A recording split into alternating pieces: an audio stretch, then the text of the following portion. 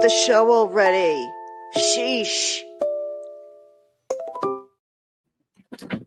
Good morning or afternoon or wherever you are, whatever time it is. Good that. Good that. Good that. I like that. I have the wonderful, wonderful Big Tiff dog, YouTube's resident bankruptcy expert. Yeah. I've become an expert somehow. Somehow, yes, he's the go-to for all things bankruptcy. And there's a lot of questions, lots of questions. And so we were just discussing backstage the Sharilla bankruptcy. So I guess since you've already got that pulled up, we can start there. But I'm going to say hi to chat first. Hey, Cynthia, how are you? Hey, let's see. CLT Doc MD is here for Tiff. Yes, welcome, Tiff. And Denise is here. Hello. Pure Angel, hello. How are you? And Marte, I give up. Hello. Auntie M is here, holding down the fort as always. Thank you so much. I appreciate you. And Mastiffs and Vets, hello. Yep, we see Robert's here. Hey, Robert, hope you're doing well. Hope you are doing well. And Wishful She-Devil, hope you're doing good. Good to see you here. And there's another one I can't pronounce because you made it all weird. Like, let's see, well, it says turd. Turdadarak. It's hard to say. Your name's hard. Anorex Shani. Never be able to do that again. I'm bad with that Oh, stuff. goodness. That's a rough one. You guys, I have trouble with the weird ones, with the weird names. So my apologies if I ruined that, but it's good to see you all. Welcome. And so today is Everyone is Bankrupt. And we've got Sharilla, the Sharilla family, Sharilla the Killer, and her family. And then we've got the Prestons and, of course, the Owens. The ever baffling Owens case. They're perpetually in bankruptcy. Right. Morally, financially, you name it. Grandkids Taxi. Hello. Quill Worker. Hello. Good to see you all. So Star was going to join, but then she said she wasn't feeling well, so I can't tell if she's going to make it or not. So we shall see. Anywho, I guess we can go ahead and just get started. Yeah. Can't wait to hear it all, says Cynthia. Yeah, let's hear it all. Let's dish. What did I say that number was? Oh, I just figured it out. Okay. I just figured that out. The thing Was I supposed to remember something? Sorry. The card okay. thing. I just figured it out. I saw another document that I looked at and I figured it out. Yeah. Okay. Gotcha. Good afternoon, Francis. I'm going to just step away for one hot second and take some Excedrin. I will be back. Okay. All right. I'll hold it down. Hey, guys. Oof. So it's pretty hot here today. Miserable. We're going to talk about the weather. I'm sure everybody's miserable right now this time of year with El Nino. Oof. What a rough one. Grandkids Taxi. I hope you're doing well. Robert, hello. I thought you were the other Robert for a minute. Sorry about that. Hey, Rob. Good to see you. Yeah, so, some people are probably wondering, like, why are you talking about people's bankruptcy? Well, because these cases are tied into other legal cases. So it's interesting, all these bankruptcies giving us headaches. Yes, Lori Jane, yes.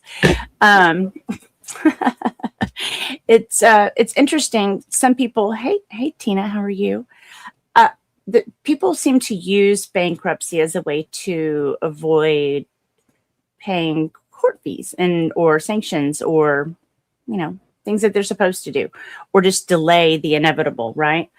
So that's one common denominator that we've seen in both the Hales case and the Laura Owens case is both Laura and her parents both tried to file bankruptcy. And so we'll catch up on that.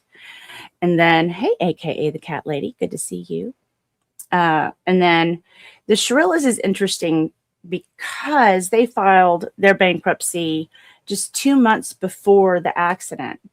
And so it was kind of we were wondering what if anything did that help to have to do with maybe setting the stage for the accident, being, there's stress level, there's financial issues, woes, everything that comes with having money issues, I think, in a relationship, in a marriage, in a home, with your children, especially when you've got a child who thinks that they need Prada at 17 years old, which is insane. Yeah. So I'm wondering if there was a lot of debt racked up just to support somebody's lifestyle or their influencer lifestyle. I don't know. But then we noticed the amendment to the bankruptcy, which included, guess what? A Toyota Camry. So we're both questioning, how does this work when you've got a car that's considered evidence? You're right. I'm sorry about that. It is not an accident. It is the crash. No, I agree. It's hard for me to remember to pull that in because it does, after I say it, it usually is like kind of cringe. It's definitely a crash. Yeah. It's unfortunate. Yeah. I think my brain uses those words interchangeably, and I've got to work on fixing that. Because I agree, right. There is a difference. There is definitely, especially in this case, and again, just justice for Dom and for Davion. Always have to remember to shine a light on those two because their lights were cut off pretty early, and it's unfortunate. Yeah, and I just want to always bring that back to the surface because sometimes I think people forget the victims. So anyway, heartfelt hugs to their families. For sure. No, sorry, I'm listening. No, you do not owe an apology. That is not being a dick at all. I absolutely agree, and I support your statement 100%. Like, no, you weren't being. I didn't think you were. No, I didn't think that way. No, not at all. I appreciate the reminders. It's good. It's good to have. Sharilla needed proper parents, not parents that wanted to be friends. I agree, James. I agree with that. There's just a lot of immaturity, I think, with both the dad and the mom. That is very bizarre. Very bizarre behavior. I know we meet up in different chat rooms and stuff and on LawTube, right? And watch a lot of hearings, obviously. And it always surprises me when people, like, there'll be a crime and it's it's against a parent. Like a child did something towards their parent or whatever. And people are appalled. And I'm like, yeah, but here's the deal. Not all parents are good people, right? Like, nobody should be a victim of a crime. I'm not saying that. I'm just saying not all parents are good people. And it gets complicated. No, it does. It does get complicated. And I think, there's also that parallel with Laura Owens, right? There's no accountability in her life for the stuff that she's done. Yeah. These are patterns that you just start to see over and over and over again. And it's interesting to me. That's why the behavior gets rewarded. Hey, lady. There she is. Oh, she's muted. She might not be ready yet. Hello. What's going on, Hello. ladies? Hello, everyone in chat. How are you today? Yeah, chat is here. And everybody, while you're here, if you don't mind, make sure you hit that like button. Let people know that we are live. And we're going to talk about some stuff, whether you're a Laura Owens fanatic, not a fanatic, what would you call it? No, a Clayton supporter, or there's too many of them. Okay, there's no way to really say this. No. If you're here for the Owens verse update, welcome. If you're here for what the Hales update on the Preston bankruptcy, welcome. But we're starting off with the Sharillas. So what are your thoughts on that amendment? Hey, Happy. The amendment is the one document I am missing. I have. Oh, let me see if I can find it. I have the original filing, but okay. I apologize to everybody because I am unprepared for this. No, it's okay. Let me. But not Rosalind's fault, my fault. She sent me stuff, and I got hooked into the Owens again this morning. And oh yeah. We'll get there. We'll get there. I need to see. It's on Google. I have the original petition and the intent to sell, but Let's see. I do a quick search. So, wait. Bankruptcy. Parents bankruptcy. See, that's just the one. Oh, Sharilla petition redacted. See, there's supposed to be two. I thought there was there's the voluntary petition. yeah, I have that. Oh my gosh, did it go away? Here, let me look in the docket. Let me see if I put an amendment. I should have opened that in wait. Oh, I found it. Intent to sell. Okay. Oh, You want me that's to the one I have. My Sorry. landscaper came at the exact wrong time today, so I go on mute a lot. I have a portable air conditioning unit literally right, I don't know, 24 inches away from me right now. I don't hear it. Yeah, I can't hear it. Mm-mm. So Brad had me get this microphone, and everybody says they can't hear it, and I have to believe them. Yeah, I don't hear it at all. I think it's only because of this microphone that Brad had me buy. Well, tell me what it is, because I might need it too. It's an Elgato Wave. I can send you. Yeah, I like the Elgatos. Okay, awesome. So you do have the notice of intent to sell. Yeah, I thought you were talking about they had amended schedules they filed, but that was all. No, these are the only two that I had. Okay, then I've got that. Yeah. Okay. So yeah, this is the. Where'd it go? I can't find it again. I just had it up. Here it is. Notice of intent to sell. Yeah. So when we were talking about this a moment ago, it didn't occur to me that this was entered on August 9th of 2022. Yeah, so just immediately After the accident, there's no, yeah, and then she didn't get indicted until November. Yeah, that's very strange. So I was telling Rosalind when she initially sent me the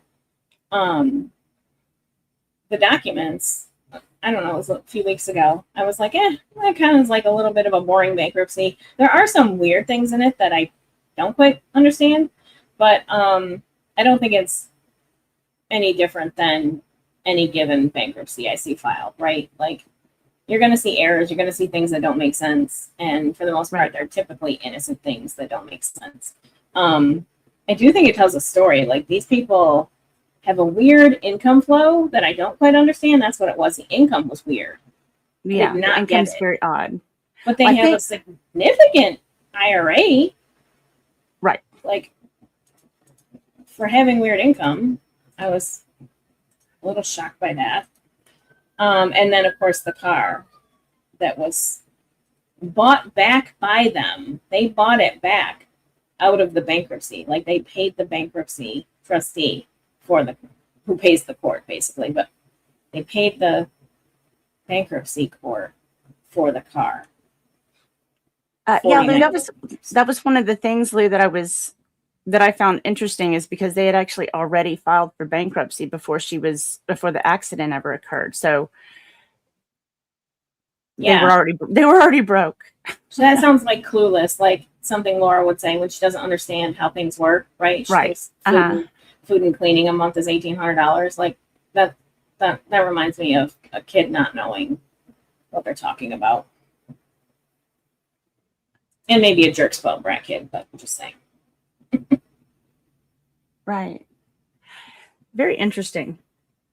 It looks like she was upside. It looks like most of the credit cards were in Natalie's name.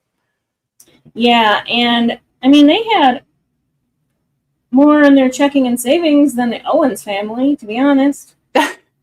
And clothing and jewelry and all that stuff. Like, they actually have more assets than the Owens have, especially when you account these, like, 86,000 in IRAs, maybe 87,000 really in IRA Right. between the two of them. So interesting. Sorry. No. Let me go back to that petition. So yeah, so they bought the car back from the court, and that was just strange to me. I'm sorry. That's like my insight about it. Yeah, Sharon, you said that Dominique's family found out about the $41,000 of his money that disappeared. Good. I'm glad that they did, because I think that's an important bit of information, especially if they wanted to go for a civil suit. Yes, agree. Let me go back to the filing here. Yeah, I saw that too, that the majority of credit cards were in her name. But I guess when I first read it, it didn't occur to me until I think I did my third read through, where she was the one making more money. Yeah, it looks like she got a job 11 months prior to the filing, Yeah, where I guess she's working for an insurance company. I guess that's maybe why her income is weird. Yeah. And it was also strange because it seemed like there must be some sort of weird bonus structure in how she's paid, because it wasn't consistent amount. So I don't know. I just thought it was weird. It's probably a commission too, like Right. commission-based job. Big Tiff Dog's official opinion, it's weird. It's weird. Make But I that do merch. see a lot of collection companies. That should be in your merch collection. It's weird. Right. It's weird. Yeah, I see a lot of collection companies as well in credit. Yeah. But again, I think like their debt isn't necessarily uneventful. Or I mean, it is mostly uneventful for me. It's nothing I don't see in a lot of cases. It looked like to me that she had just got into either a lease or a lease to own for a new car, the Honda. Yeah, I saw that right too. before she files for bankruptcy, which is like, right. Yeah, that is. The decisions people make are so strange. They are. It's so incredibly strange. I don't get it. What was the other thing that was weird to me? Oh, their house was not. They had a decent amount of equity in their house, I think. Yeah, it looked like it. Yeah, I was. I mean, seriously, like these people don't seem to have been making maybe horrendous decisions credit-wise. It could be that they ran into a situation, you know. Right, sure. Life, right, life exactly. happened. Like it's what I would expect. Unlike the Owens, where we see, I don't know if that's me. That's Star. Oh, okay. As long as it's not me, it's all I care about. The Owens, where you just see like awful decision after awful decision, and this was going to be the end result no matter what. These people, it kind of seems like they might have been trying to do the right thing, and then life just hit them. And so I don't. Okay, so cards on the table. When I retired, my husband panicked, and we had to cancel our Netflix. And I still have Prime, but I don't have ad-free Prime, which makes me sad because I don't like ads. But whatever. Anyway, we are fine. But you'll survive. He's in survival mode. My husband is like, I always say he's like a Depression era. He's like my Depression era grandmother. Like he wants to hold on to everything and just in case. So anyway, does he clean and fold the foil? No, he does tease me for keeping the grocery bags though. He teases me for that. That was something my grandma always did, and it saved us this weekend when we were painting because you can put. In the middle of painting, you can put your brushes in bags and put them in the fridge, and then that's right. Anyway, good to go. So I was like, "Oh, my Mildred bags are working, aren't they?" But anyway, so I totally forgot my point. I haven't seen The Crash. You haven't? No, I haven't. And that, yeah, I know. Wow. Netflix is on my hill to die on this month. Like I want it back really bad, and we're gonna have that We're gonna have that conversation about that. Yeah. Oh, I guess that's right. If you haven't, yeah. Yeah. There's no other So way to I see it. haven't. And there's another one. The motherly instinct. Is that what it's called? Yeah. Yeah. I went to Maternal that. instinct. Yeah, that's it. I went to That could have been that. Looks like something that would end. Laura would find herself in. Yeah. So anyway, I hadn't seen it, and I therefore don't know a lot of the characters. So I'm kind of looking at this from a outside perspective. If anybody senses my lack of understanding that's going on. Yeah, I mean, I think with everybody understand covering they're it on fat people. YouTube, you can probably figure it out, I guess. Yeah. I mean, Yeah, I understand that they're not great people, and I get that. I'm just saying this was weird. Like this income, I did not understand this income scale. Like it goes from like 1 month, it has to be a commission, like you said. 1 month right, it's there's a $900. base plus. Another month it's 33, 31. It's weird. Again, trademark. Weird. Sorry. But yeah, other than that, I don't see a lot. Other than the car sale, which is strange to me. It's very strange to me that was allowed. I don't get that. The timing is so bizarre. Yes, the timing is bizarre. The circumstances around it are. So people were asking about their bond collection. I mean, they did say that they pay $100 a month for pet food and care, which is more than Owens claimed, I think. So there you go. Yeah. What did they say? Their food and housekeeping was $900. Okay. I don't know. Maybe that is what I spend. I don't know. Just seems like a lot. Okay. Right. I just felt like it was odd that most of the debt was in Natalie's name. Yeah. So I will say, like, that's how we did it, because I don't even know why we set it up that way. But, and I have a friend who was a vice president of a Merrill Lynch, and she did hers the same way. Like, one spouse put all the debt in their name, and the other one didn't. Like, it was just how they operated financially. They ended up getting divorced. And so I think that made it stickier. Mm-hmm. Yeah. Oh yeah. See, I got burned with my ex-husband pretty badly financially. So I don't commingle funds at all. I mean, all of my debt is my debt. All of my bills are my bills. Like, we don't commingle funds. So yeah, just because it's not that I don't trust. Not that I don't. No, I get it. No, it's I absolutely get it. Yes. It was a very painful thing to wake up one morning and all the bank accounts are empty. And yeah, I have two friends going through divorces right now, and it's like a whiplash of stuff that can happen. And yeah, so anyway, my friend, that's how they did it. We kind of did it that way, but not necessarily on purpose. I don't even know why. And then it's dumb. I was like, oh, we'll put one of the cards in your name next time that we get. And we did it, but then it wouldn't let us look at them all of them on the same app. And now it's turned into this big, I'm like, we're just canceling that thing. Forget it. I don't want that anymore. Stupid. Right. Yes. I want everything on one app. I'm old. Yes. Make it easy. Make it easy, please. Yeah. And like I said, especially if her income, although, I mean, you're allowed to include both incomes when you apply for credit cards. Like, they don't check.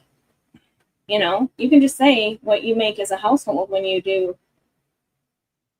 credit cards. Make $6 million. It might be more, but we've always done, like, our cars are always jointly, because just in case something happens, we've always done, like, big things, house and cars jointly. So I don't know. That's strange to me. Right. Other than I do know a lot of people do it that way. Maybe she's the one that likes to spend. Because I have Fairy, it's a lawnmower in the background. It stars. She's muted herself. I have another friend who loves to spend, and so I'm positive they have credit cards that he doesn't even know about. Sure. I should say former friend, but Yeah. Interesting. It's weird because they did look like they were pretty responsible. Like I said, the IRAs, the savings, stuff like that. I honestly don't quite understand, other than maybe they were just behind and these collection accounts were stacking. I really don't totally understand why they even filed. Was this a 7? It was, wasn't it? Yeah. To me, I just felt like there wasn't enough debt to. Yeah, warrant. probably not. Because again, well, they had a decent amount of equity that was exempt. I'm trying to go back to that. I want to see what they had a decent amount of equity in their house. Yeah. Where'd it go? Property. Here we go. Okay. So it was 261,000 was the value. And where's that? Come on. I know I saw it. I thought I saw it all together in the one schedule. Sorry, guys. That's okay. Isn't this super interesting watching me go through this? Well, I mean, yeah, kind of. But they did include... Wait. Hold on a minute. I gotta go back to something. Uh-oh, she found something. Watch out. Yeah. It was before Let's the see. court happened, Rogue. I mean, there wasn't any lawyer fees to occur yet. Yeah, talk about what a horrible time to file Chapter 7. Before you probably pay. I mean, I wonder if their IRA money is still there. You know? Right. Like, you would have to, because you're not allowed to refile for a certain period after you're discharged. So, I think it's like, is it 7 or 10 years? I can't remember. It's a long time. It really is, especially when you have something happen right in the middle of all of this. Yeah. It's unfortunate. So, I'm like, whoa, how is their house worth that much? I was in the wrong bankruptcy filing. I was in the Owens one. I'm like, no, that's not right. That's not right. That can't That's be. not right. But it does seem like there was a lot of transparency in their filing, in my opinion. Yes. So in comparing and contrasting the other ones, Yes, 100%. a lot less hinky. Yeah, so it's strange to me, though, because I could have sworn I saw their mortgage balance somewhere. Anyway, they had, I want to say it was like 50% at least. I could be wrong, but it was, I think they owed like what, 140,000? I saw it somewhere. I know I did. I think that was the whole number of what they owed overall was the 140, if I remember correctly. Oh, maybe I read it wrong. Hold on, let's see. I mean, that I could have, I've slept. Oh, here we then, go. so. Here we go. So 106,000 is what they owed. 106,700, and that was worth, they say, 261. So they had a decent amount of equity in their house. Right. So I bet you that's gone now. Ooh, I can probably maybe find out. Yeah, I'm figuring they probably had to refinance their house to cover court. If they've because she had a retained attorney, right? It wasn't a public attorney. Yeah. Right. 7 years on your credit for 10 years. Yes, right. You can file after 7 years, but it stays on your credit for Chapter 7 stays on your credit for 10 years. I think Chapter 13 only stays on for 7. But that's because you do a good amount of paying back. Wow. That makes it even more, I don't know. Lou says she's had private attorneys for everything. I mean, technically, she would qualify for, an appointed attorney. So that she was an adult and broke. Yeah. So I don't know. Rogue, it is finalized. They were discharged. I will tell you exactly when, because I just looked. By December of 22. So she hadn't even been, she had been indicted at that point. So they, Chapter 7, that they can't stop that, right? If they start it, or is it right? Yeah, Chapter 7, you have to, if I'm remembering correctly, you have to get permission to stop it. And I could see why you wouldn't want to do that necessarily in the middle of this, depending on what your situation is. Hold on. I'm just going to double check to see. I swear I saw the date in here. It was December 8th, maybe? Let me go back. I'm not sure. I was just curious just on the general filing, and I did, it wasn't lost on me that there wasn't any trustees screaming at them about right, questioning every single little thing about their bankruptcy. So I'm just curious to see, so is this how it's supposed to be done? Is this a proper way to file for bankruptcy?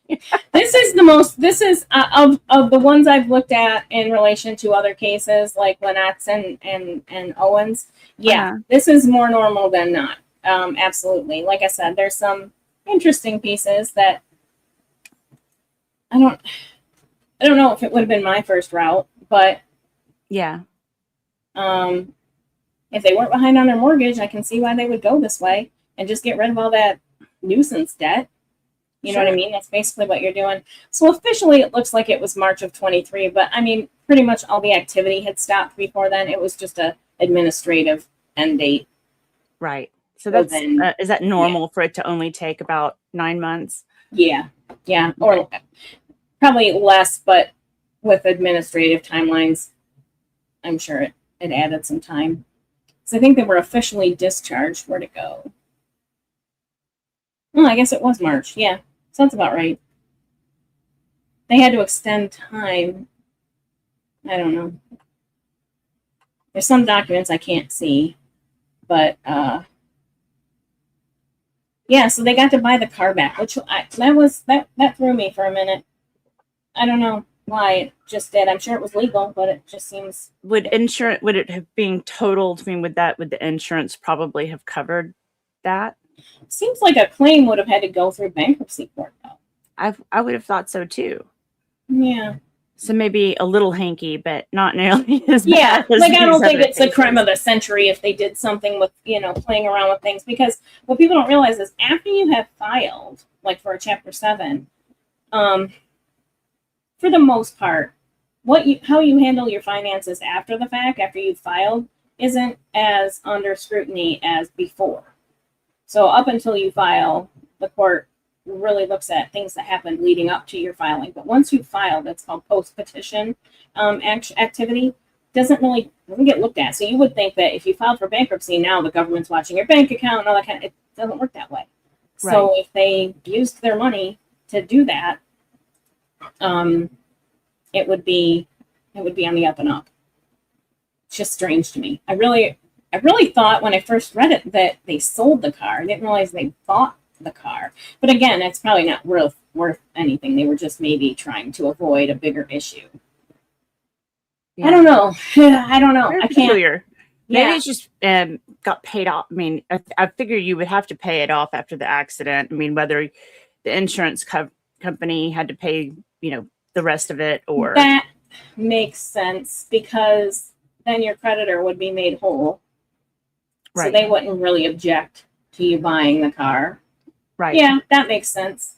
I dig that. And again, another thing they had a decent amount of equity in. They had over 50% equity in that, which is a little surprising, but especially that lender is a mid-credit lender. So, okay. Yeah, they had a decent amount of equity in the car. Yeah. That's the only thing that perplexed me about this filing, was that they seem to be actually not doing that bad.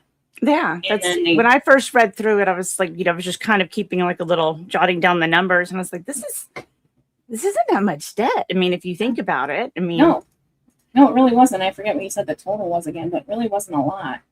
That's not a lot. I mean, I guess if they both weren't working or one wasn't working, I could see how that might be a little daunting. But yeah, I don't know. I just thought it was a little preemptive. I couldn't figure out why. I guess it's none of my business why, but I just thought the timing was weird. It kind of showed to me that there was some money stress going on, and then to hear Dom talk about the missing money, and how he had confronted Natalie about it. And now Natalie's texts have not been recovered. Like nobody's seen those that I can find. So I'm Interesting. You can't see their conversation. Now we've got, obviously you have Steve's, you have Dom's, or not Dom's, but just Dom and Mackenzie. You don't have Dom and anybody else really communicating, which is interesting. Now I think his mom blocked his phone being used. That makes sense. Right. Yeah. She's also an attorney, so she's smart. She's like, nope. Right?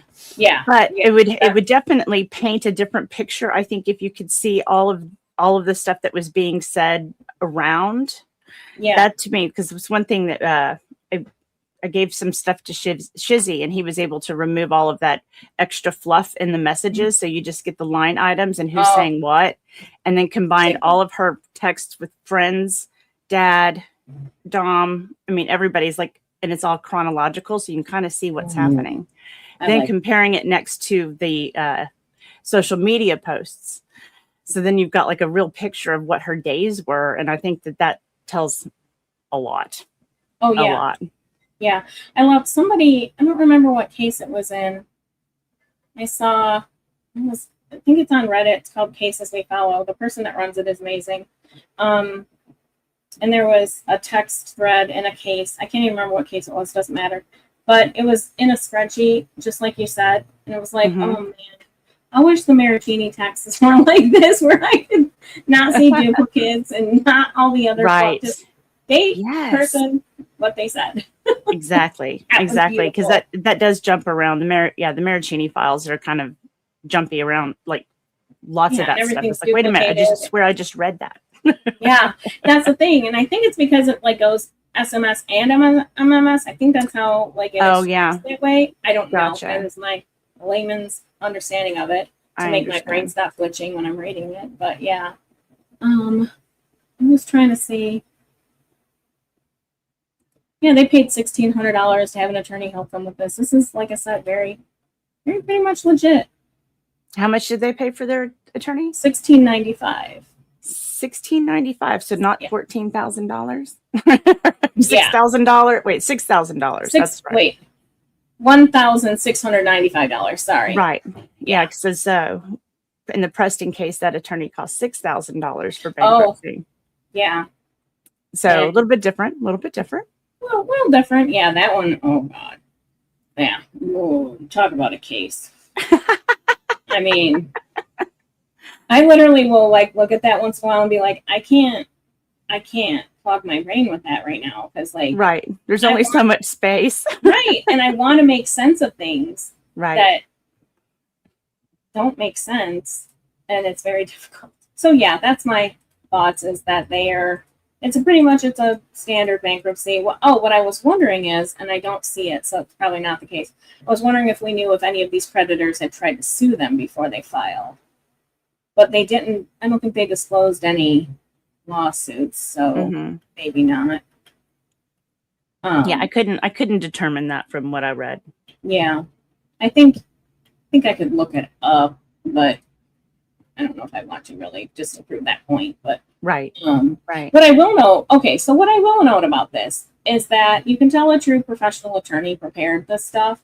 First of all, the first attorney that Owens had was a professional attorney. Don't get me wrong; he was way in over his head with their case, in my opinion, allegedly. But the way and I know you can only put in what the client gives you. I get that.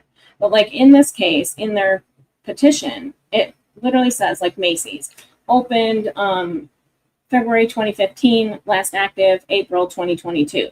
Like legit explains what it is. You know, even this one, it says LBNB funding, explains that it's Home Depot. Like there's an explanation and a timeline that makes sense in these documents. It's filled out properly. You know, even in the stuff we saw from the Owens today, like the majority of the debts they're listing, it just says, when was the debt incurred? The answer is 2025. And that's so not true. Like, we know it's not true from the documents that were filed in the prior case, and even in the new case, we know that's not true. Why wouldn't you just put the correct information in? Like, Right. But you'll tell me an entire story about Hoboken, but like, you can't Right. put in the date you used your Macy's card last? Are you kidding me? Sorry. Okay. So Anyway. which case would you like to transition to? Oh, let's go to Lynette's next, because it is also one that I'm not up on, and then we can watch me crash out when we no pun intended, to when we hit the Owen stuff with the new documents, because wow, that's all I have to say. Yeah. I'm really looking. I haven't looked at anything on the Owens just so I could be surprised. Yeah, it's insane, as everything they file. I was trying to see. I have some documents in my Google Drive. I don't know why I couldn't get into Dropbox. That irritates me. Do you need me to pull something up? Well, okay, so can you give me a rundown? I profusely apologize for being underprepared. No. No I such thing. really want to be prepared when I do these. And I like this case. It absolutely intrigues me. I just ran out of time with this coding and stuff. Well, I think it's interesting to see it's the monkeying around with the system, right? Yeah. So like, because you look at a case like Lynette's, and it's very, in my opinion, similar to Laura's bankruptcy in that there isn't a lot going on here. There's not a lot of debt. It's not a lot of income. What are you doing filing bankruptcy? Stalling. Real debt. I don't mean her what she, claims, like real debt. Right. It's interesting to me. And so then you see somebody like Lynette being drug over the coals, I believe, and then Laura gets this voluntary dismissal. She can't file for another year. It doesn't mean they won't investigate her if she has shenanigans going on, but like, it's done and it's over with. We're not talking about it anymore. And here's Lynette still going on, and I'm sure clinging on to her insane narratives too. Okay, so I guess since the last time we talked about it, was that last fall? Yeah. Okay. Wow. So a lot has gone on. The most chat will probably tell me if I'm wrong. There was definitely some. Chat. Yeah, no, chat's great. I mean, they always help me stay on track. Same. Unless they start talking about food, and then I'm just done. I'm like, okay, now right, I want to talk about food. But so there was motions to extend, or to keep pushing the dates. Yeah. And that obviously there was other court stuff going on, which meant that there was a stay on everything because she's tied up in this bankruptcy. Yeah. So she can avoid going to court on almost anything else, basically, or having to pay anything if sanctions or fees or anything are granted. So she's off, right? Right. So that gives, in the meantime, other people are monkeying with her cases, which are weird.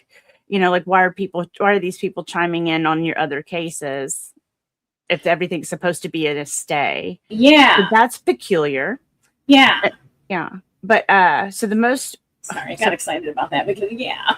Yeah, there's well, I mean, it seems very deliberate. Mm-mm.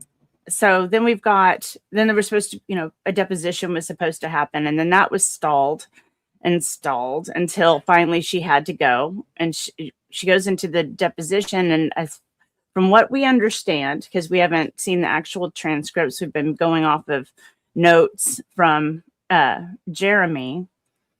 45 minutes just trying to get her to say what her name was.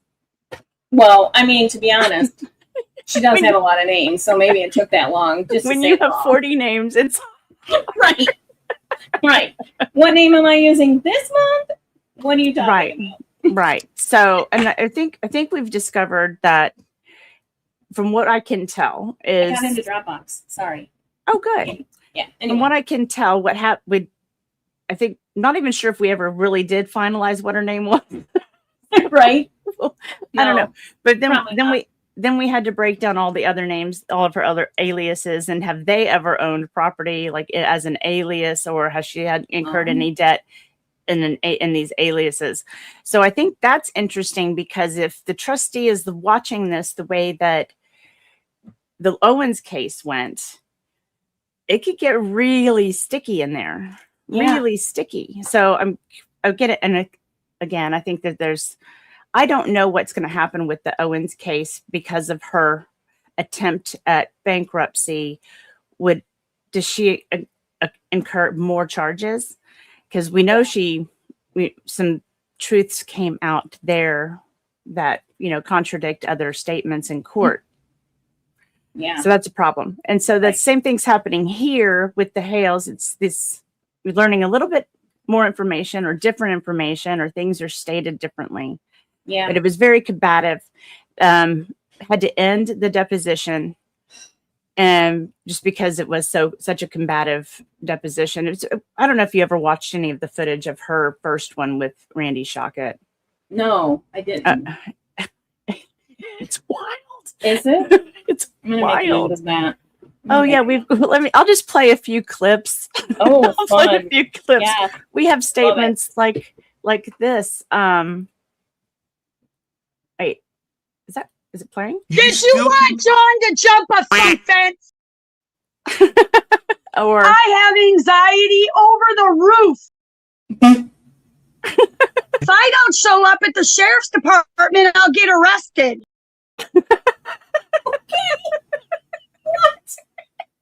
And it can be used against me in the court. Therefore, I'm pleading the fifth.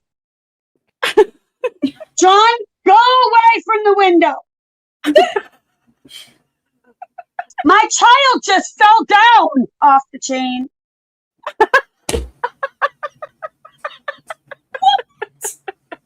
I don't need to look at it. We did it. It's one of the funniest things I've ever seen in my entire life. Oh God. John can't jump a fence and run on a leg with wrapping up to his crotch. This is just the stupidest. This is the stupidest. Sounds like an endless merch generator. Oh yeah, she should. I mean, she should definitely be running a merch line for sure. My mother died. My mother did not die fraudulently. Yes. No, I may have combined a couple of clips there. But still. Being ridiculous. I don't know if I've got the blue freaking tablet. I didn't get it. Oh, that's too bad. This is one of my favorites. I do not have perception of time.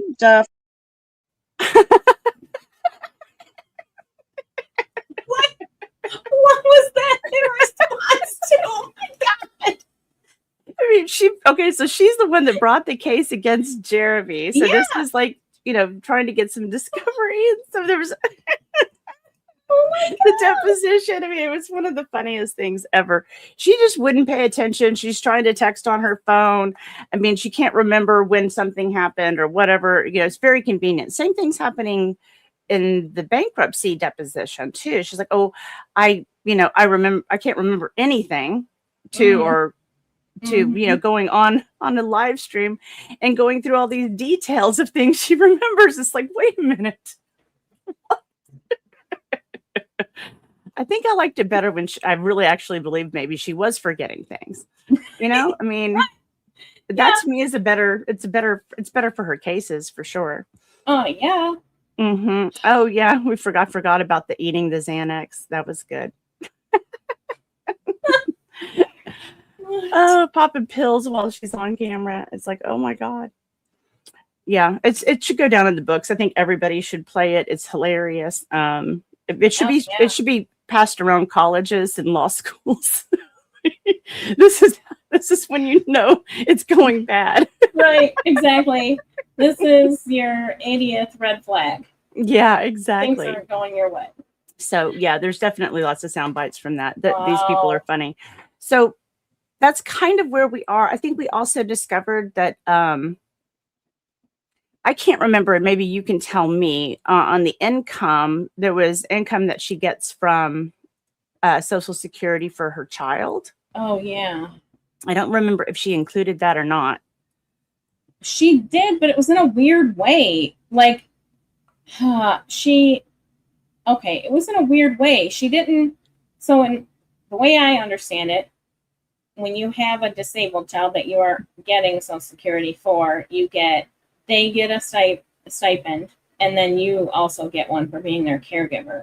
And if I remember correctly on that, the way she reported it was like she reported it all as one lump sum number. I feel like that was the case. Hold on, let me see. Okay. If I can find that. Hello, I'm back. Schedules. Here we She's go. back.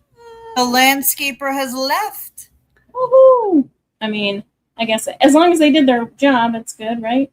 Yep. Right. See where my office is? It's on the side of my house where they go from the front to the back to keep dumping the grass into.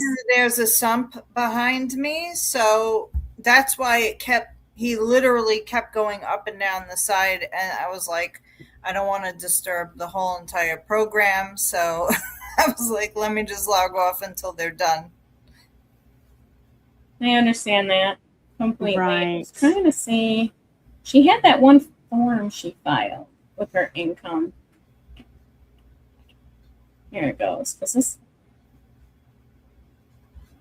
No. I'm trying to remember. I know we had it in one of these documents way back when. It was like one of her first. Right. Here, what? Is this it? Was it in her original chapter 7?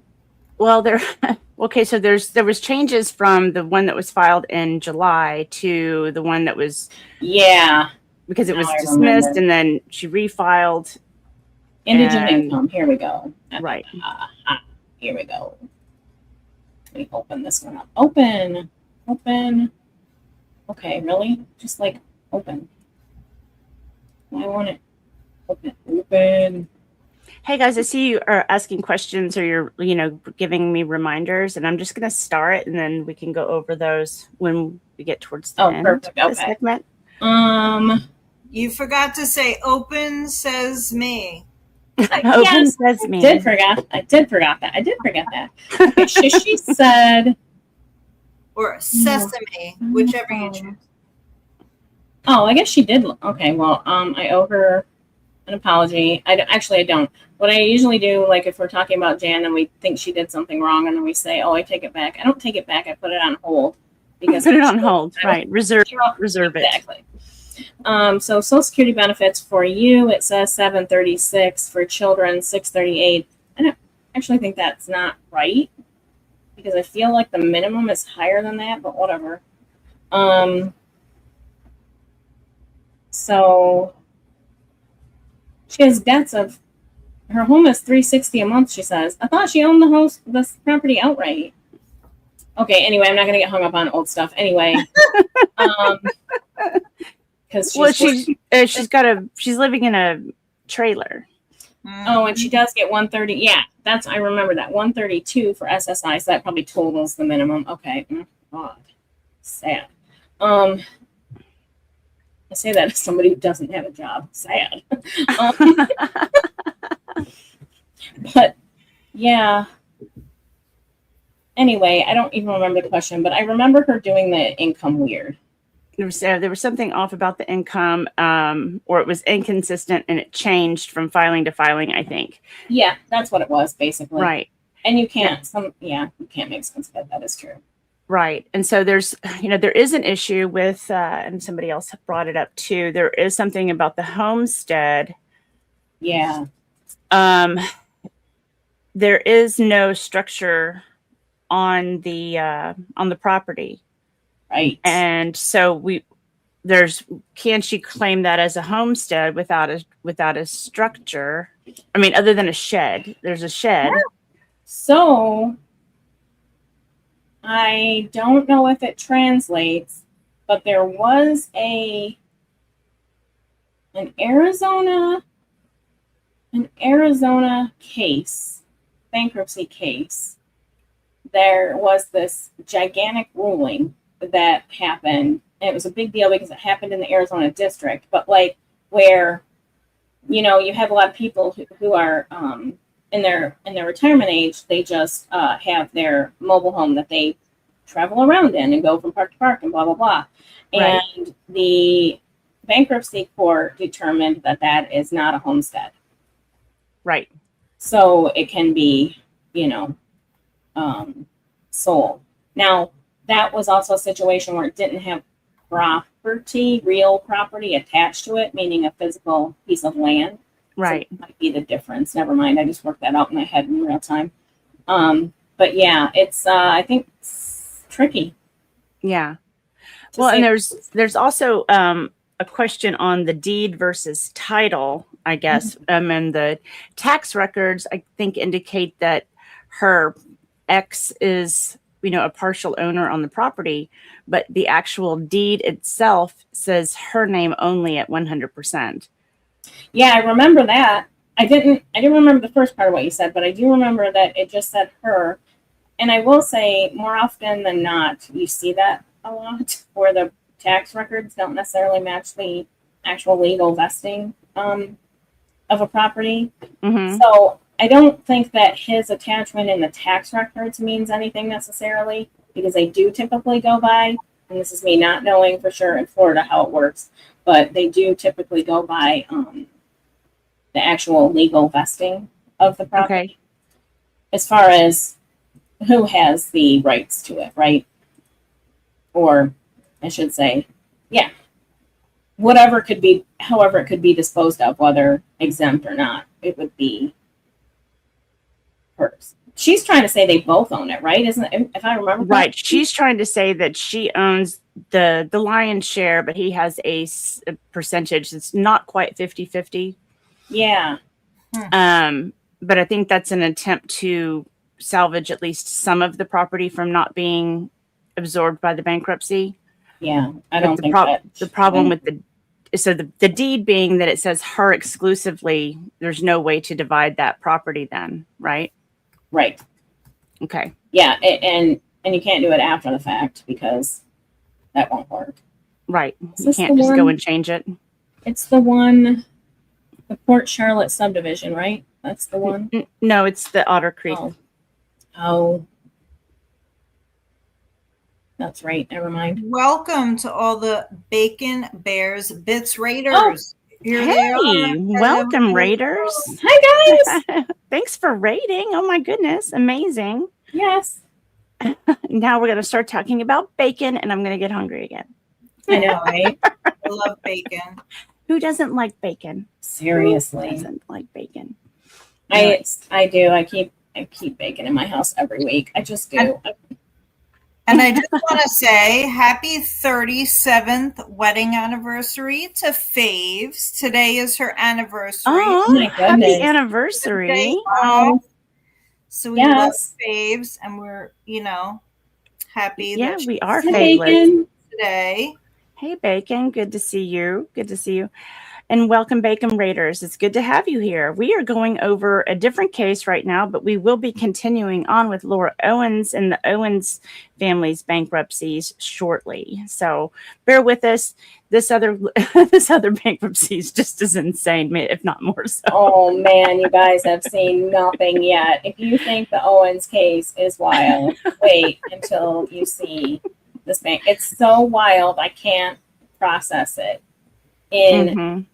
simultaneously with what happens in the Owens verse. It's wild. It is wild. It's wild. You get statements like this. You are not a nice person. Right. Yeah. And guess what? I don't care. No. Exactly. Well, I mean, anyway, she's an interesting character, this Lynette Preston. She is. So She definitely is. now she's also one that's been using bankruptcy to avoid court debts or judgments, or even facing the music or going to court. And she may have found an attorney worse than David Gingras. If you guys can believe that is possible, I believe it is. We call him Saran Wrap because he's pretty useless. He is awful. Awful. Oh boy. I think Chat GPT, even not the legal version of Chat GPT, would be better. Oh, that's a great question, M. Marsh. I'll definitely add that to the list. Thank you. We can hit questions if you want. Sorry. Yeah. So the first one was the homestead issue, and I added in the deed because I think that that's very important to that. I mean, whether homestead exemption would give her, I guess, an allowance for part of the property, but not all of the property to be considered as for liquidation, right? Yeah, and the thing is, I think that property isn't worth much if I remember correctly. So she might be okay in that sense. I don't know. It really does go into whether or not the court will allow it to be determined as homestead. I would, okay, not playing devil's advocate because I hate that phrase, but like I could see where the court would not want to, I don't know, maybe not, because they really don't think of things that way. They really go by the legal law. To quote the guy lawful from law. Is this lawful law? The guy from Bricks and Minifigs, I can't remember his name right now, Reckless Ben, he says criminal crime. It's a criminal crime. And I'm like, dude, stop saying that. Stop saying it. Anyway, but I could see where there might be a way to challenge it because it could be a non-traditional type of homestead, right? But also, courts are going to go by what the law says, the legal law says. So it's hard to say. Sorry. I got to kick somebody out of a server real quick.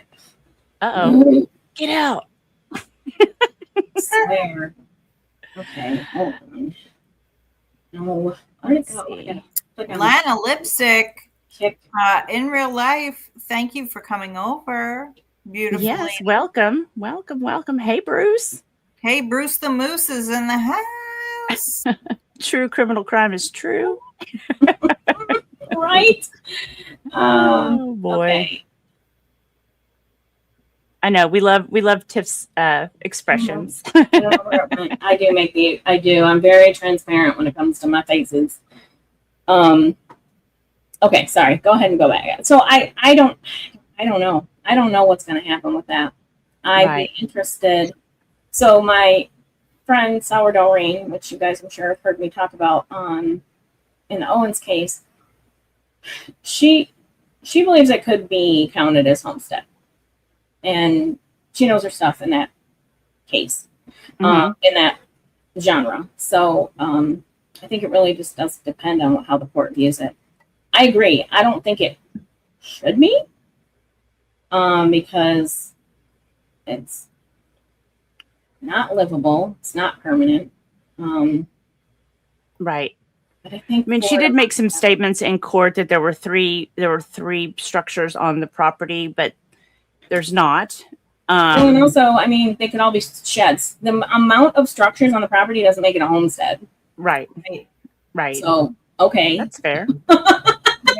Yeah. So it doesn't matter in that case. Right. One of them has to be house. I think. One of them needs there has to be a certificate habitable. of occupancy, right? For right. And there isn't. I don't think there is that at all. Right. That's the thing. And I also believe, although I think the house is, the taxes are listed as homestead, are they not? Or is there not a homestead credit in Florida? I think there is. There should be, Yeah. but I'm not sure. I guess we also saw she's behind on her property taxes again. Yeah. Which I saw that somewhere. I don't remember where. I think I added it into the folder. It's on the so far the latest. Latest. Got it. With the date. That's all I could find that wasn't in the other tax folders. bill. Here we go. Yeah. I mean, does that have the information you're looking for on it? No, hold on. Wait, come on, open up. Where'd it go? Now I lost it. Tax bill. Well, thank you, Malin Lindstead. Oh, here we go. Lindstead. Star, you say it. I was gonna say, I think it's Malin Lindstead.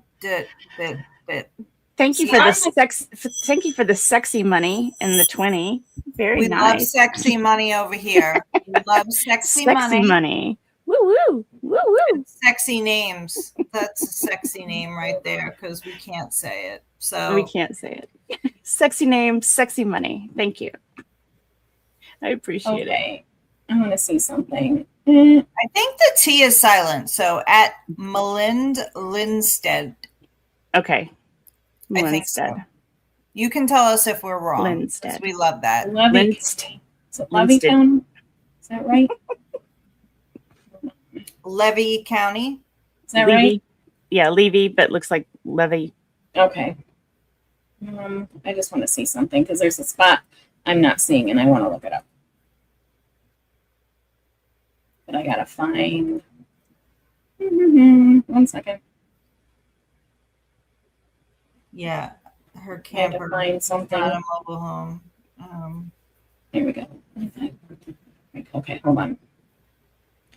Blah, blah. Yeah, I know. I want to see something. Okay. Really?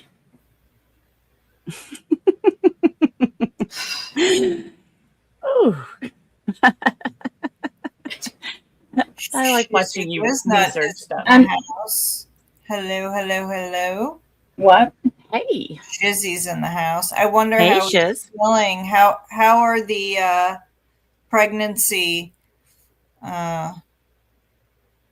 Any morning sickness? Shizzy? Yeah, that's what I was trying to say. Thank you, Ross. You're welcome. How's the morning sickness? Oh, okay. Why isn't it coming Let's see.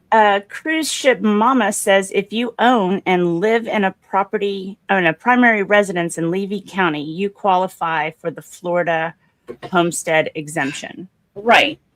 I get that. What I'm trying to, they do have a homestead exemption. Okay. They do have a homestead exemption on this property. On their taxes. Okay. Yeah. But here's the deal.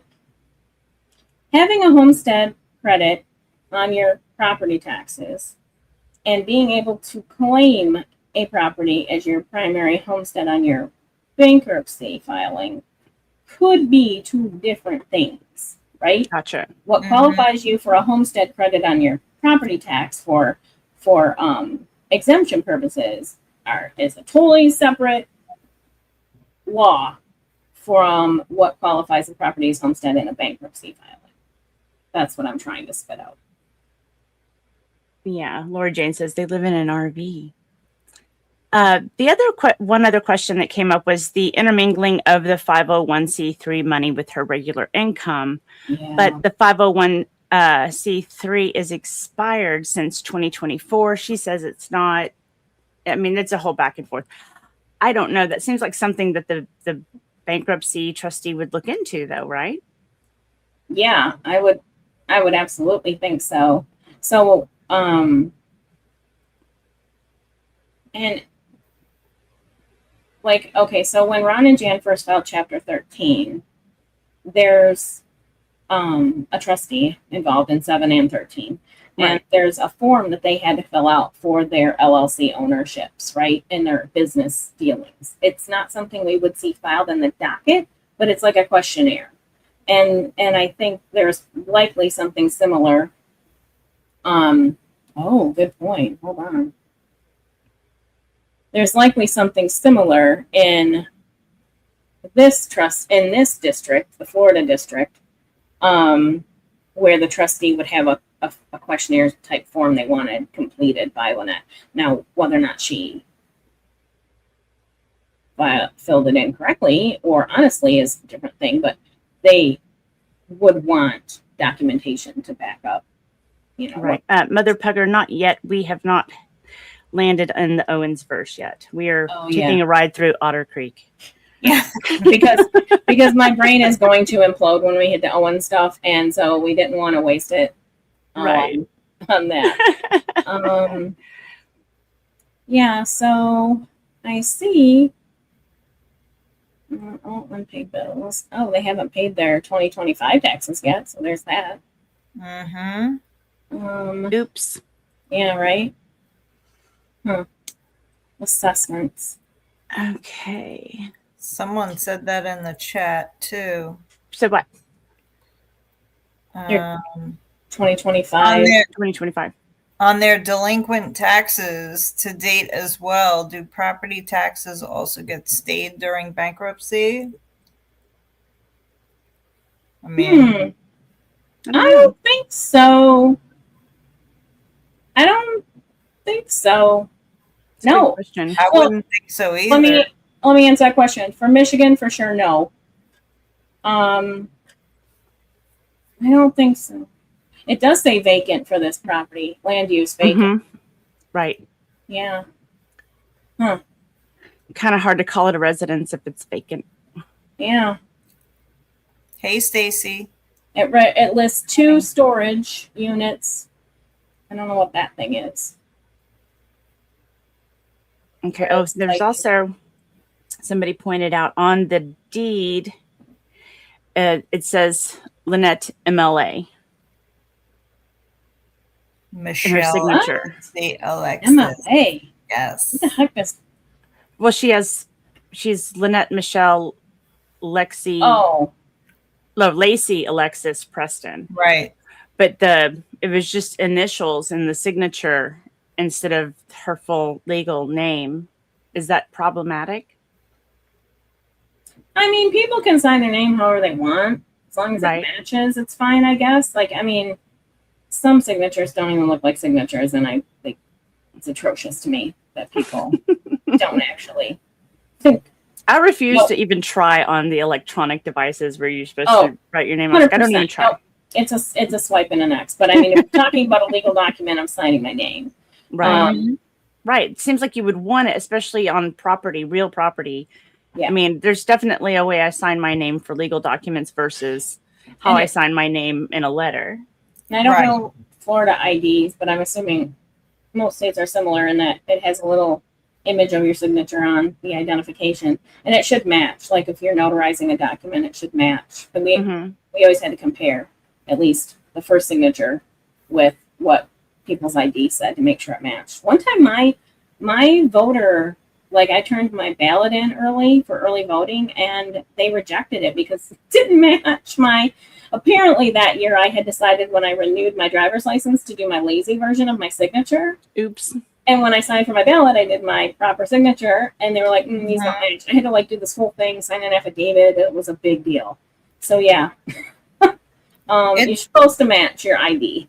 Yeah, it depends on how many documents you have to sign at once. I mean, I know when, I bought real estate, I was like, you want me to sign all of these things? Like, yeah, I mean, it was a lot. And yes, I signed my whole name, but by the time it was like, it was getting sloppier and sloppier. If it's not her legal name, would it be proper? Well, we don't. That's one of the things that took us 45 minutes to get out what her legal name is, and we still don't know. Right. And I don't know. And yeah, it's supposed to match your actual name when you're signing. The only exemption you have from that is if you're blind, you can sign by X. Or even if you're incapacitated in some way mobility wise, you're allowed to sign by an X. But for the most part, you should be signing your name. But again, look at any given. Yeah, I hate to keep referring to Owens, but I will. Sarah's husband's signature is literally like just a swoosh. It's like, okay, swoosh. I don't know. Doctors too. I can't help you if anybody ever forges your signature because your signature is crap. Sorry. So people don't. We've got a notary chiming in. Thank you. I appreciate that. As long as I witness you do it and can recognize it in court, it's a signature. Bingo. That's fair. Yeah. That's fair. Yeah. It doesn't have to be pretty. It should be, in my opinion, but it doesn't have to be pretty. It just has to match your ID. Right. Yeah. I agree with her on that. Okay, so yeah, we've got that. So next one is Oh, wait. what happened? Somebody asked, the challenge is not how she signed it, but the actual name typed in the deed. Oh, is it Oh. typed that way? Oh, I see. I haven't seen it. I haven't seen the actual document. Oh yeah, she was claiming that whoever typed the document up didn't type her name on it with her, but let's be honest. How many documents did she provide with different names? And There's how that. would they know, right, which name to put on there? So it's easy to blame someone else when you have 80,000 different names. So That's the thing. And what people also don't realize, typically on deeds, unless it's like an actual deed that's prepared by an attorney or a title company in a sale transaction, that's insured, it really is the information. It's just a repeat of the information they were provided, like these bankruptcy documents. It's just a regurgitation of what information was received by the person preparing the document. So it does, in my opinion, it does make it a little more complicated when it's typed that way. But there's also this rule of, I think it's that's not the right word. There's idiom. There's this rule in title insurance in general that if it could be the same name, like if it sounds like, or if it looks like the same name, like Christine versus Christina, etc., that you can assume it is the same person. It's just that their name might be typed differently. Okay. With a middle initial, without, etc. A whole different name is more complicated, in my opinion. Yeah, figuring out the legal name, I think, would be a real challenge because there's so many. She's used so many aliases, and she's adopted people's names because she liked them. I mean, it's not just because she got married to somebody. She just, added Lacey to her middle names because she wanted to. Wasn't really looking at the part of her name, not her birth name, anyway. That blows my mind. I don't like it at all. It makes my brain glitch because Jan Black does the same thing, right? Where it's like, but that's not your name. Right. No, hers was like a nom de plume, or what plume? Yeah. Nom de plume. Yes. I see here on the one deed that she signed, it's Lynette Michelle Lacey Alexis, Lynette, formerly known as Lynette Michelle Lacey Alexis Cook. Hello, Kelly. Hey, Kelly. Gyarados. Oh my God. Wow. Like, I want all the names too. Maybe I'll just start signing Big Tiff Dog instead of my J9 Lee says the title company will normally add all the AKAs. If she tells them the AKAs is the problem. Right. Yeah.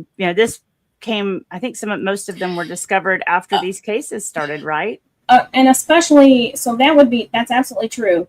But it would also be more common to see those AKAs, FKAs, whatever you want to call them, now known as even, in a sale, because we could see over the history of this property ownership, the name has been altered sometimes with the name, with middle name, without, etc.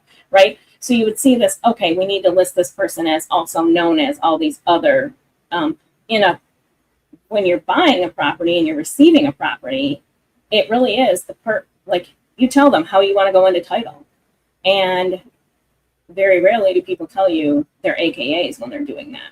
Right. It'll just be the one name. So Shizzy said, say her legal name is John Smith, but the title was made out to Spittle Butt Fart Face.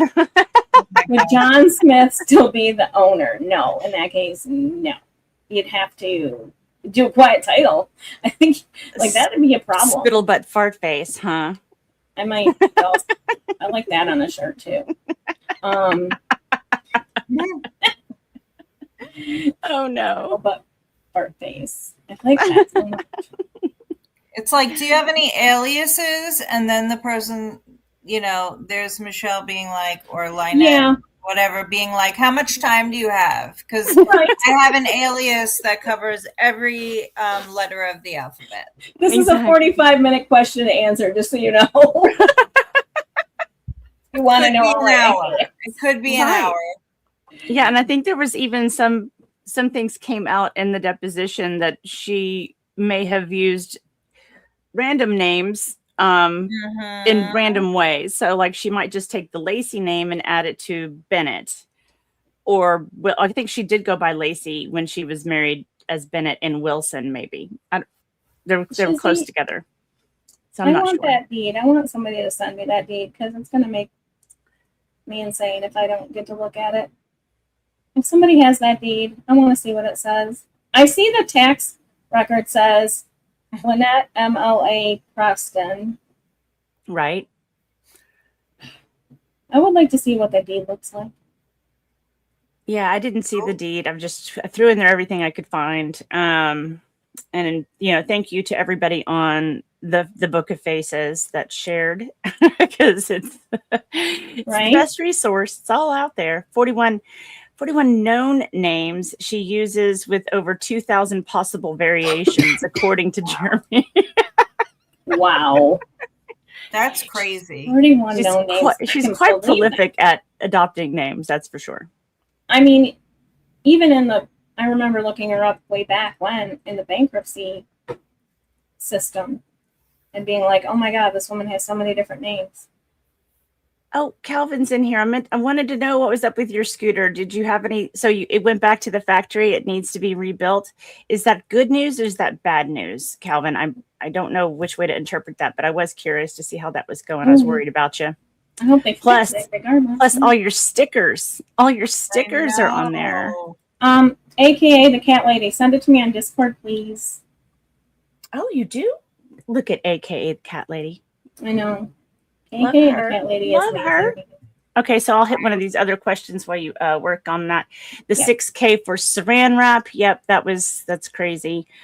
Yep, I can't imagine. That's insane. And then he asked for more money. Just recently asked her for more money.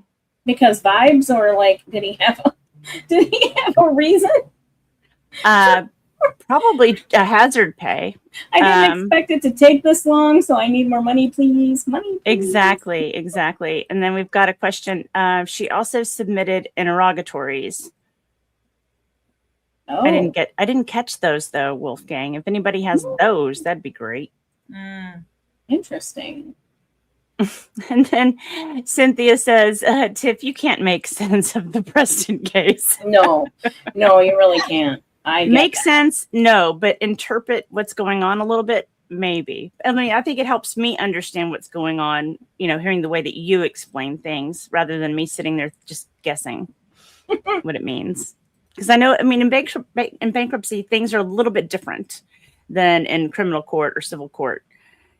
It's just the terminologies are a little different, and I think they're used differently. Yes, agree. So check X says Wizzy Shiz. Listen, he's pregnant with my children. Be nice. Never. So she did her middle initials as all as one. She did Lynette MLA Preston. So yeah, that's legal. It also does have John Cook on here though. Oh, Shizzy says he's got it too. Oh. Yeah, I would like it looks like I can add it to the folder. Oh, perfect. I was gonna say I think I could probably go grab it. Florida's pretty good with being able to get documents in most counties. But if you can just add it, that'd be better. Yeah, it does look like it can't be that big. Wait a minute. There's something in the northeast quarter of the north. That's what she said. Of section 6. Wait. Hold on a minute. It's the warranty deed. That's what he's. Oh, it's not. It's not redacted, by the way. Oh. I just look at it. That's all. But I gotta pull out my map. My map stuff. Hold on here. Say something to bark about. This can't Something be barked. right. Yeah, this was filed on November 4th, 2021, which is interesting because she was claiming she owned the property in the summer, Legal description. July. So that's interesting. Northeast quarter was a northeast quarter. I felt like the dog was judging me right there. He was staring at me. My dog. She most likely is. She's very. This poor dog. Oh, hello, Tiffany. This poor dog. She's very, very neglected. Don't you know? Oh, yeah. You can tell. Yeah. Well, I think she's adorable. She is. She's very much a princess. She was. She's our rescue girl. After our dog passed away, we fostered some pups, and she ended up sticking with us because she's just the sweetest little thing. And she had like 3 or 4 litters before we got her, and so she doesn't have to have any more litters anymore. It's all about her. And she's our sweet girl. Okay, so this is wrong. I don't want to get hung up on this because it's really just a me thing. Mm-hmm. But the legal description. Yeah. Yeah, it's weird. It is weird because it's only an acre, 1.5 acres of property, but the northeast quarter of a section is not 1 acre. It's like, it's not that. It's more like 40 acres. Like, this is a description for 40 acres of land. That does not make sense to me at all. Huh. And again, where did you drop that at? It is in the, Sorry. Where did I drop it? I'm sure I could probably sort this by newest. Let me make sure it's just. I'm so bad at syncing. Dropbox, guys. Is it syncing? I don't know if I'm syncing. Hang on, let me make sure. I may not Recent. Here we go. Okay, you got it? Wait, nope. Okay. Let me. I thought I found a way. Let me make sure I'm actually logged into Dropbox. That would be helpful. Oh God, sorry guys. No, you're good. You're good. Throws me. We're doing it live. Yes, we are. This is what happens when you do it live. Okay, it says it should be there. So it's just if you just do a search, just type in deed. I forgot you can do that here. Though. God. Okay, here it is. Right. So helpful. Nope, that's the other one, right? This is this one. Yeah, it's in the latest as of 07/13/26. Mm. I'm gonna get back to chat. Okay. Oh, here's my problem. Never mind. Okay. It actually does have a proper legal description. Okay. Well, sort of. I reference northeast corner, 89. Hold on 1 second. 280 feet. 500. This is more than 1.5 acres, but okay. Anyway, I'm not going to get hung up on it. It was like 1.66 or something. That's what the assessment says. Yeah. But these interesting number. Don't. I guess they. Hey, Toadette. I don't like it. I don't like the way it's described, but that's fine. I see a lot of errors in legal descriptions all the time anyway, or I did when I worked. At first, for a second, I thought it was just saying it was like the northeast quarter of the northeast quarter, which is literally like 40 acres of land, but it does go on to describe inside of that. Although, again, it doesn't word it right. Oh, okay. Anyway, not going to get hung up on it. Back to the question. So this is how it's deeded. Grantor to Lynette MLA, a single person. Lynette MLA Preston, a single person. And John M. Cook, a single person. Collectively as the grantee. What's this asterisk mean? Where's the asterisk at? What's that mean? Hold on. Where are you seeing that? In the grantee section, okay, so it says, like in the top section where it says under warranty deed, this indenture, right? Okay. The last part of it says collectively as the grantee, and then there's an asterisk. But then, I guess it's in this parentheses. Where never had grantor or grantee without parties. That's weird. There's an asterisk, but then it doesn't really. Okay, in my opinion, when you put an asterisk somewhere, then when you explain it somewhere else, you're supposed to include where like put the asterisk again so you know what you're tying. Right. It doesn't do that. It just puts it in parentheses. Whatever. Okay. So he is mentioned on the deed. Yeah, he is. It's deeded to him. So here's where, like, okay, for example, in Illinois, it can get a little tricky because it could say, Big Tiff dog married to Mr. Big Tiff dog. And technically, my husband would not be on an owner. It was just explaining that I am married to that person. It wasn't saying or putting us both in title. In Florida, I guess I don't know why I explained that because it's really not relevant. These people are both on title. They're both on title. Okay. So, now here's the thing. I don't know what she's saying as far as who owns majority and whatnot and all that. This is equal. There's no determination. Okay, so it's 100%. Right. Yeah. Sometimes you will see on a deed, they'll say, if it's like 3 people in title, say as to an undivided, 1/3 interest, or 2 people as to an undivided. But when it's not, it is literally just, you both own an equal share. You can't say one owns more than the other. Okay, so how does that affect with the bankruptcy? Since she's the only one filing, does that mean John has a right to fight them coming after the property? I think what he has a right to do is purchase her portion from her. Okay. And basically purchasing it, and by that I mean that money would go into the bankruptcy estate, but he could purchase it from the bankruptcy estate so that he doesn't lose his property, but he would have to purchase her half.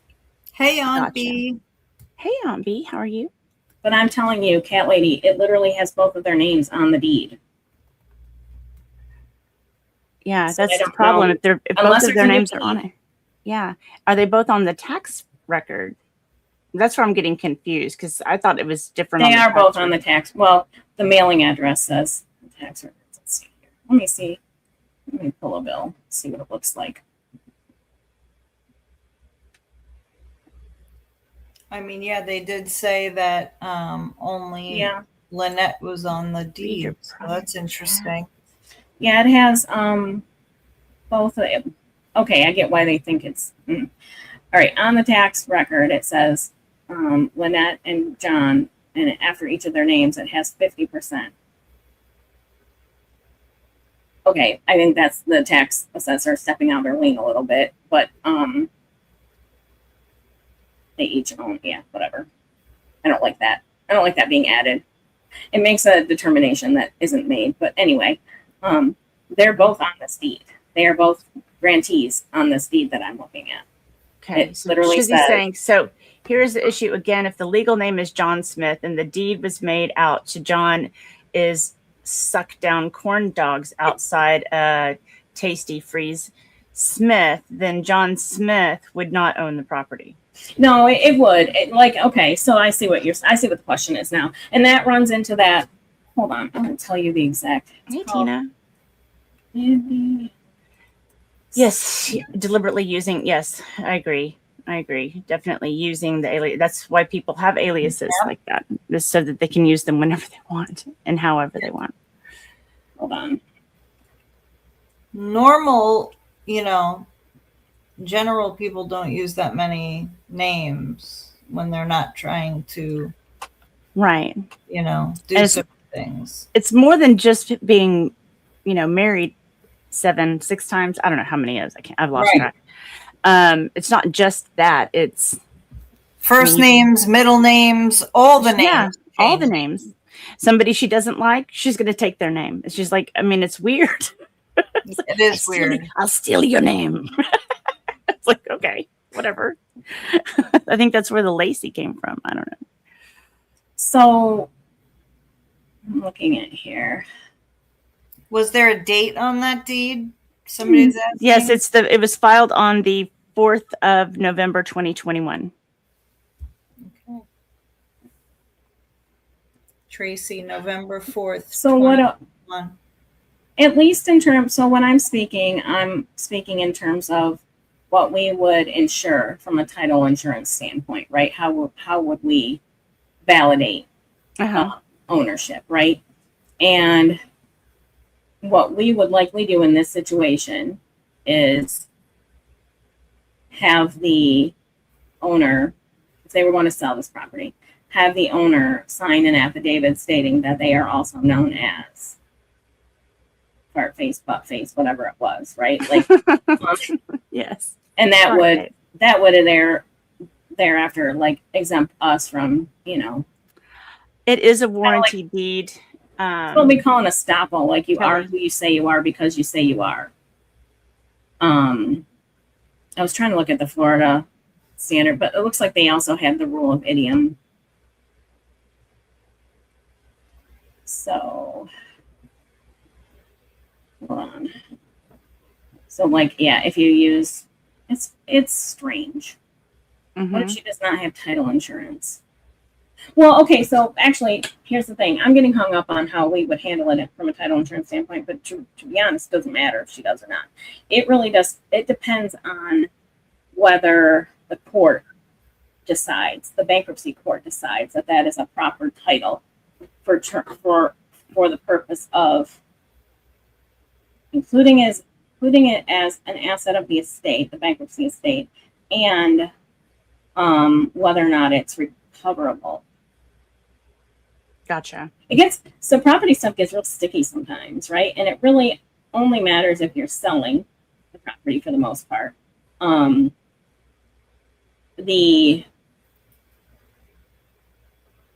it's applied in bankruptcy court is probably even a little more lax than how we would handle it in a title insurance standpoint. So yeah, whether she has title insurance or not doesn't really affect her, because title insurance only protects them in the case that they are selling the property, right? That's the only reason you would make a title insurance claim, is if you went to sell the property and you couldn't because of something that was outside of your control. If you can't sell the property because you chose to deed it into a name that isn't actually your name, that's on you. It is not a title insurance claim. You're asked out. You can't collect. Okay. So that's why, like, we used to have doctors who would want their title to go into their name as a doctor. We were like, but that's not your legal name. It's your title, and you're not going to be able to sell your house because your license doesn't say doctor in front of it. Like, it has to be your legal name, not your title. People would get hung up on that. Interesting. Yeah. Sorry, I got way off track there, but yeah, it's weird. Yeah. Guys, I'm telling you, this document is dated by the court as being filed on the 4th of November 2021. He was not just added, it was there. So I don't know where all of that's coming from, but I'm looking at it right now. I just don't want to share it because it's not redacted. Yeah, it does have identifying information. Yeah. So the less sticky part of it is that if the bankruptcy estate takes over, right?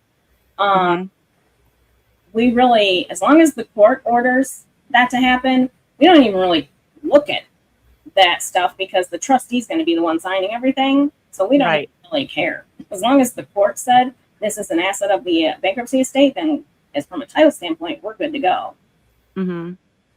I mean, it's recorded. No, you're thinking because it says unofficial copy. That's just the free copy. It's the recorded copy. That's all. Yeah, it's just because it's got the seal on it. The original would have the seal. Yeah, you would. Yeah, exactly. You would want a certified copy if you were filing it if you had to have. But yeah, it just says that because they don't want to give away free docs that appear to be official when they're not, because it's not. True. Certified. Yeah, that could get sticky. Yeah. Hey, So it's the deed. It's got recording information, book page, and everything. It's the deed. Okay. It matches what the tax record says, to be honest. Right. So. Sorry. So the court can just pull. They can trump everything really based on what the trustee decides. Yeah.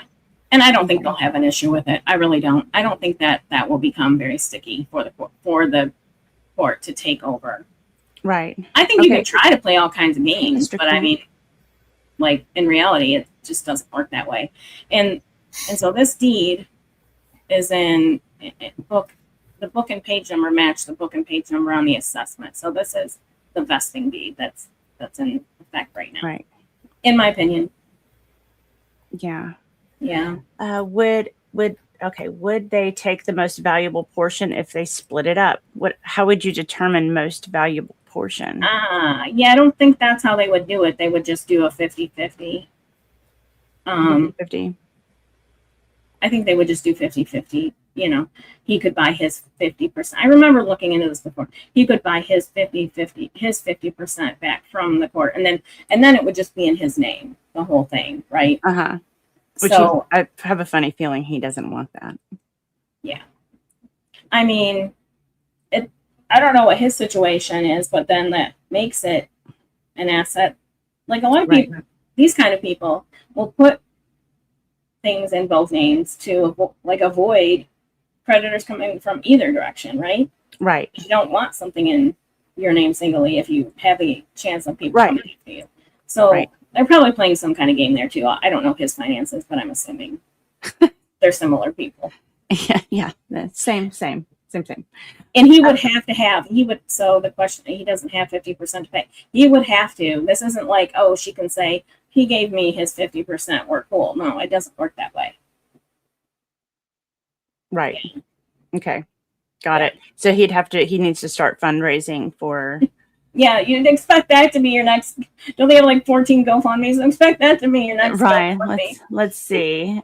How much? What do we got here? $11,250. You know what? We can start that fundraising right here. You can send super chats, and I will definitely compare it to what he can raise. So I won't give it to him, but we could definitely start a fundraiser for me to match it. I'll take a fundraiser. Yeah, come on. We'll take a fundraiser. Well, maybe it's safe. Yeah, they don't literally. Oh, I get what you're saying. So Marcia said part has a sewer system. They don't literally divide the property into two. They take the value of the property and put that as an abstract concept into the bankruptcy estate. But they don't physically divide the property for a legal standpoint. It's just for our paperwork purposes. That's why. Okay. Yeah. But if he was to buy his half from them, which part would he buy? Yeah. That's what I get why somebody would get hung up thinking that is the case. But yeah, it's literally just your half of the overall financially. More sexy money. Thank you. It's literally like buying half of a car. Like if you owned, think of a car in that sense, right? Because a car is easier to understand. So if two people own a car and one person is buying the other out, they're getting the whole car. The person that's buying the other person out. Yeah, it's not split in that sense. Thank you, Malin. I appreciate that. Thanks for your 20 and the sexy money. Thank you very much. Thank you very much. Thank you very much. I appreciate it. Okay, so I'm not sure. Does anybody else have any other questions before we move over to we take a flight over to the Owens verse? You might want to put on your helmet. Answering everyone's questions, but I tried. No, I think you did. I think you did great. This question I like. Would she get the opportunity to sell it while she is in bankruptcy? No, like the bankruptcy estate owns it right now, temporarily, basically. They have control over it. So she can't sell it. No, it has to go through the court. Right. Court has to give approval. So yeah, I think that's correct, Wolfgang, Ricky. So property gone, split determined after the fact. Yeah, correct. Basically, when you're talking about value, yeah. And I mean, it may have gone up in value, who knows? But it's and it is. Yes, the Swedish. Yeah, I know, but we like calling it sexy money. It is dependent on how it's argued out. Yeah, they would have to have bankruptcy approval. Yes, everybody's like, Owens verse. Owens Oh God, verse you guys, if you revolt. thought I was scattered before, woo, it's wild. Let me tell you. It's How wild. often do they use force to move them? Oh, that's a good question. Oh, well, I mean, I don't know statistically. I don't know, but it's not unheard of. It's entirely possible that they could sell the house and force an eviction. There's not a house. Property. Okay. Force, Accident versus crash, right? Like, yeah, the property. Yes. force Yes. the trailer to be taken right Hauled off. off. Right. Mhm. Right. Yeah, because so the trailer is not part of the property at this point. It's like having a car on the house on the land. So it's not even determined in the value. It's not part of the valuation. Right. Wow. That's Interesting. It's sticky, that's for sure. Okay. Buckle your seat belts, folks. Put your trays Oh, up. yeah. Put your seats in the upright position. We're taking off here shortly to Owen's verse. Yeah. If you need to go get a snack or a Right. beverage or your screen pillow, now is the time to do so. Definitely buckle Absolutely. because holy cow. You know what? It's not even 7 o'clock. I have done nothing except get pregnant by the fucking bachelor. We Oh know. my gosh. We know, girl. We know. We know. I don't know. There was a guy who just recently did a video on whether or not she'll take the plea. And Oh yeah, I saw that. Oh my It was god. so good. right. So I don't disagree with people. I feel and this could just be the way my brain works. It was a little difficult to listen to Mhm. him talk. Right. Bruce has all the tests. Good luck, Brucey. Good luck. I hope Right. it's not mine. Fingers, hope it's twins. But the friggin' slides that man had in his stream were amazing. Like some of he called it high conflict personality, I think. And I was like, ooh. And then it was basically how as a child you learn that being the victim is a reward, right? Right. And then in your teenage years, you learn that the higher you escalate something, the bigger the reward, right? The more drama you add to it, the more attention you get out of it, basically. And then it said, as an adult, you start manipulating the courts, the legal system, and everything else. And it's like, oh man, that is spot on, right? Like you can see the evolution of her.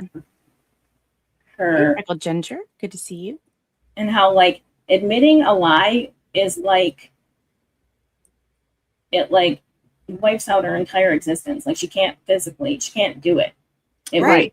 Well, Because and her whole yeah, life good. has just been filled with lies. So at this point, she actually believes that these things are true. So there's no way she could admit that she did anything wrong because she believes everything she said has been true. right. Exactly. I mean, she went so far to have sex with another man about the same time as Clayton to maybe hopefully ensure that she could get pregnant. I think there's also a disconnection between her understanding that she probably has some infertility issues. Right. And she doesn't want to accept it, I guess, on some level is my opinion on it. And I completely I can relate to that. Yeah. It's a hard thing to process. For sure. So I definitely feel for her. Absolutely. On that front. However, good afternoon, Joseph. Good to see you. And I think that the storytelling and the weaving, like we've seen it in her Medium articles, she likes to tell stories and she likes to weave these, they're fantastic, right? But it's very childish. But then there's this weird cavalier sexual component that I'm like, doesn't make any sense. So it's like she jumps from being like a 13-year-old to being a mid-20s, little hypersexualized. Yeah. Yeah. Having her whoring era, so to speak. Right. Which, hey, girl, go get it as long as you're not criming. Like, Exactly. Do it without go criming, for please. it. Right. But I'm thinking it's one of the problem, Texas Packet. I do. I think that because she's has sex a lot. I mean, Right. It seems like she's very sexual and never been pregnant as far And as we can never tell. seems to use protection, right? Right. Because Right. she's trying to Yeah. get pregnant. I guess you could use protection and then say, "Oh, I guess there was a hole in it." Maybe. right. But I guess it's more believable if you actually do have sex. That I would be curious to know if she ever actually has been pregnant. I mean, yeah. I don't know if it changes anything for me. I don't know. Actually, I guess it doesn't, but it also is an interesting factoid I would like to know. I would. well, I mean, was there some, could something have happened to her that made her kind of snap? You know, like, was there a thing that triggered all of this to begin with? And then she just start, on a loop. Yeah, she gets on a loop. She pulls out the same playbook every single time. Mm-hmm. So she's definitely honing her skill or her craft, right? Down to the time frame, yeah. Like, it's really just on repeat, but also new little things. Oh, now I'm going to throw this in. She's getting, this didn't work, so now I have to do this, right? Yeah. And fortunately, she's not good at it. No. Right? Like, I mean, she's really still to this day, very bad at lying. And if any of those medical conditions are real, like even the PCOS, I mean, right there, that's a tough one to get pregnant with, Yeah. I had endometriosis and PCOS. Like, I had fibroid. It was a whole thing. I had a total hysterectomy at 29. So I definitely have compassion for anybody, experiencing that. I don't think it negates her criminality. It's just it's a difficult thing to.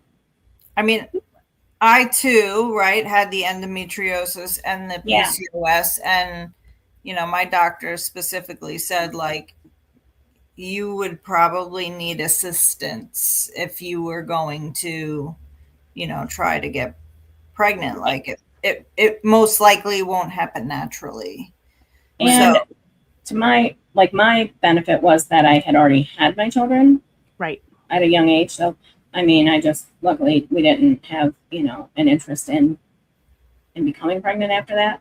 But yeah, it was a rough way to go. And going back to her weird stuff, fetishes, is what I'll call them, with her abuse stuff. Like, I was talking to somebody earlier this morning about napkin bitch, and I don't have any after the podcast. Like, so when Stephanie I'm on the podcast, I'm sure people know that, but like when Stephanie and I talk about stuff, we literally just talk about bankruptcy stuff. Like, we talk about financials. We don't get into all the other things. And so I learn stuff brand new, just like everybody else. I don't have any kind of inside scoop in that sense. So when I listened about how they had reached out to Napkin Bitch, and she just doesn't respond, it's like, okay, well, you made no effort to correct the court record, and that I have a problem with. And the question was, what court record? And I said, in her declaration, she literally says that she felt like Laura's life was in danger if she stayed with Mike. And I'm like, okay, so then you did a napkin blog about it? Like, what are you talking about? You didn't report it to anybody? You wrote on a napkin, didn't even say your life is in danger. Didn't say that. Just,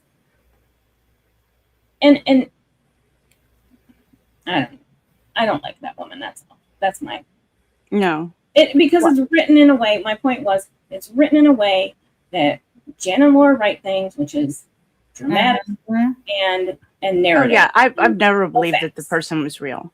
No. Me I think either. she's real. I think she's a nut job, in my opinion, allegedly. And you know, she could be a shit person too. There's nothing saying she's not. She can be real and also a shit person. That's true. my belief. That's my belief It's about true. it. Right? Not all parents are nice people. That's kind of the same way I look at Napkin Lady. Just because she wrote a note doesn't make her a good person. It means she inserted herself into a situation she didn't belong in and then doubled down by signing a declaration. That's not cool. Or Mhm.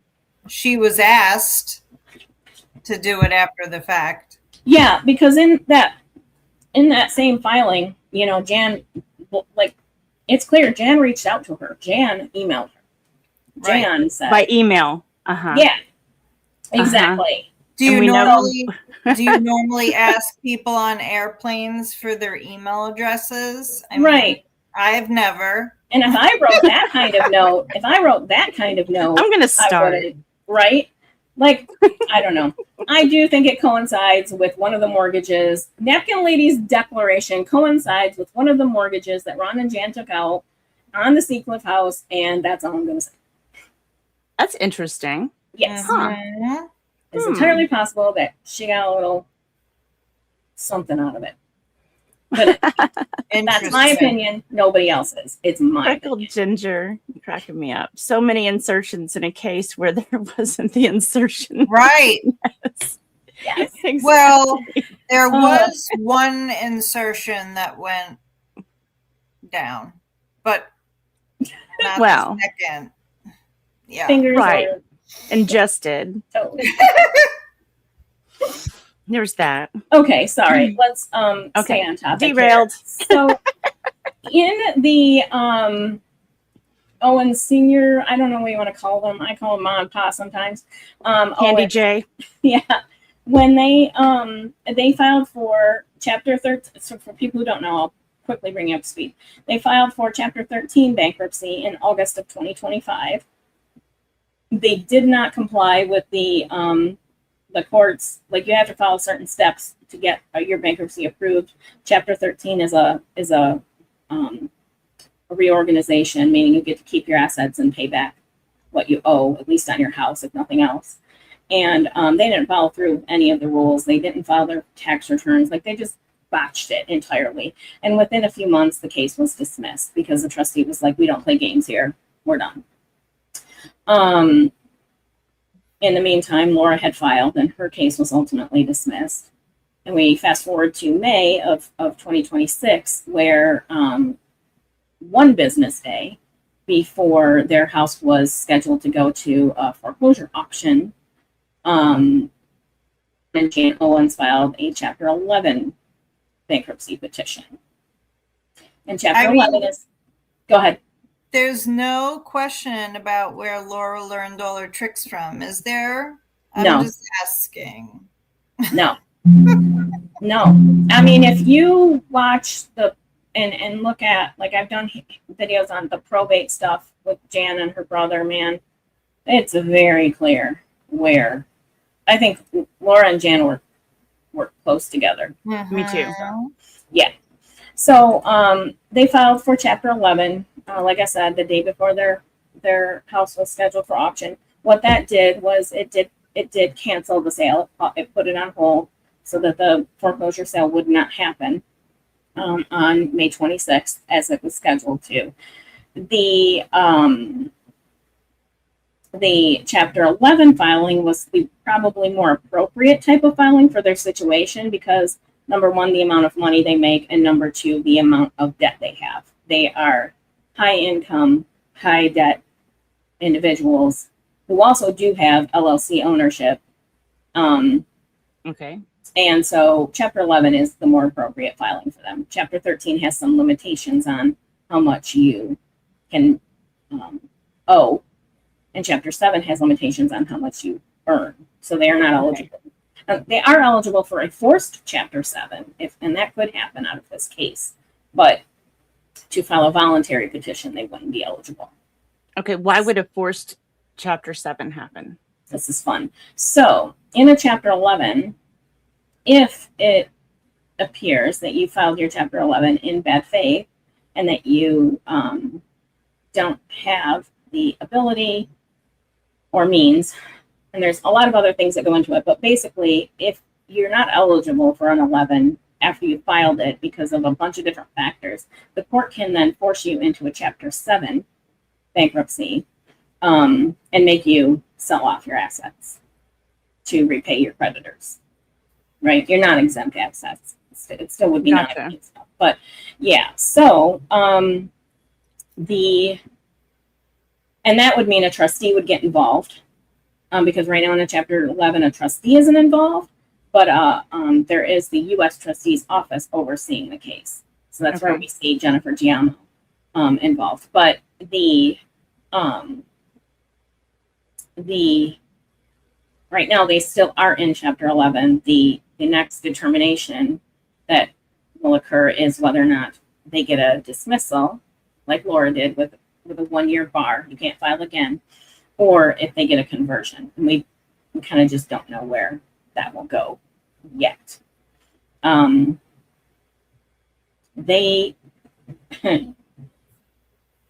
So when they filed their Chapter 13, we saw a lot of missing information, incorrect information, stuff that didn't make sense. Like I said, that all their credit card debt was occurred in 2025, which was factually false.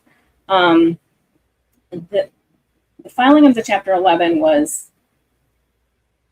100 times worse. In that it looked very similar to what I would say looked more similar to Lynette's filing than a proper filing. Right. It was missing a lot of information. It was missing information that would have been very easy to include, like who their creditors are. I mean, it was a joke of a filing, but it did pause the foreclosure for 30 days at least. It doesn't have any collection activity to occur for 30 days. And so right away in the case, probably I think it was 2 weeks in,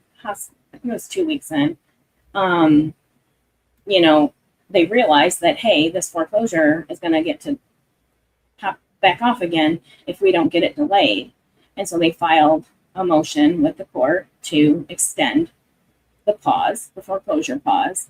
There were 2 hearings that came out of that. They were both gorgeous. If you haven't listened to them, please go to All the Best Research on YouTube and listen to those. They are amazing.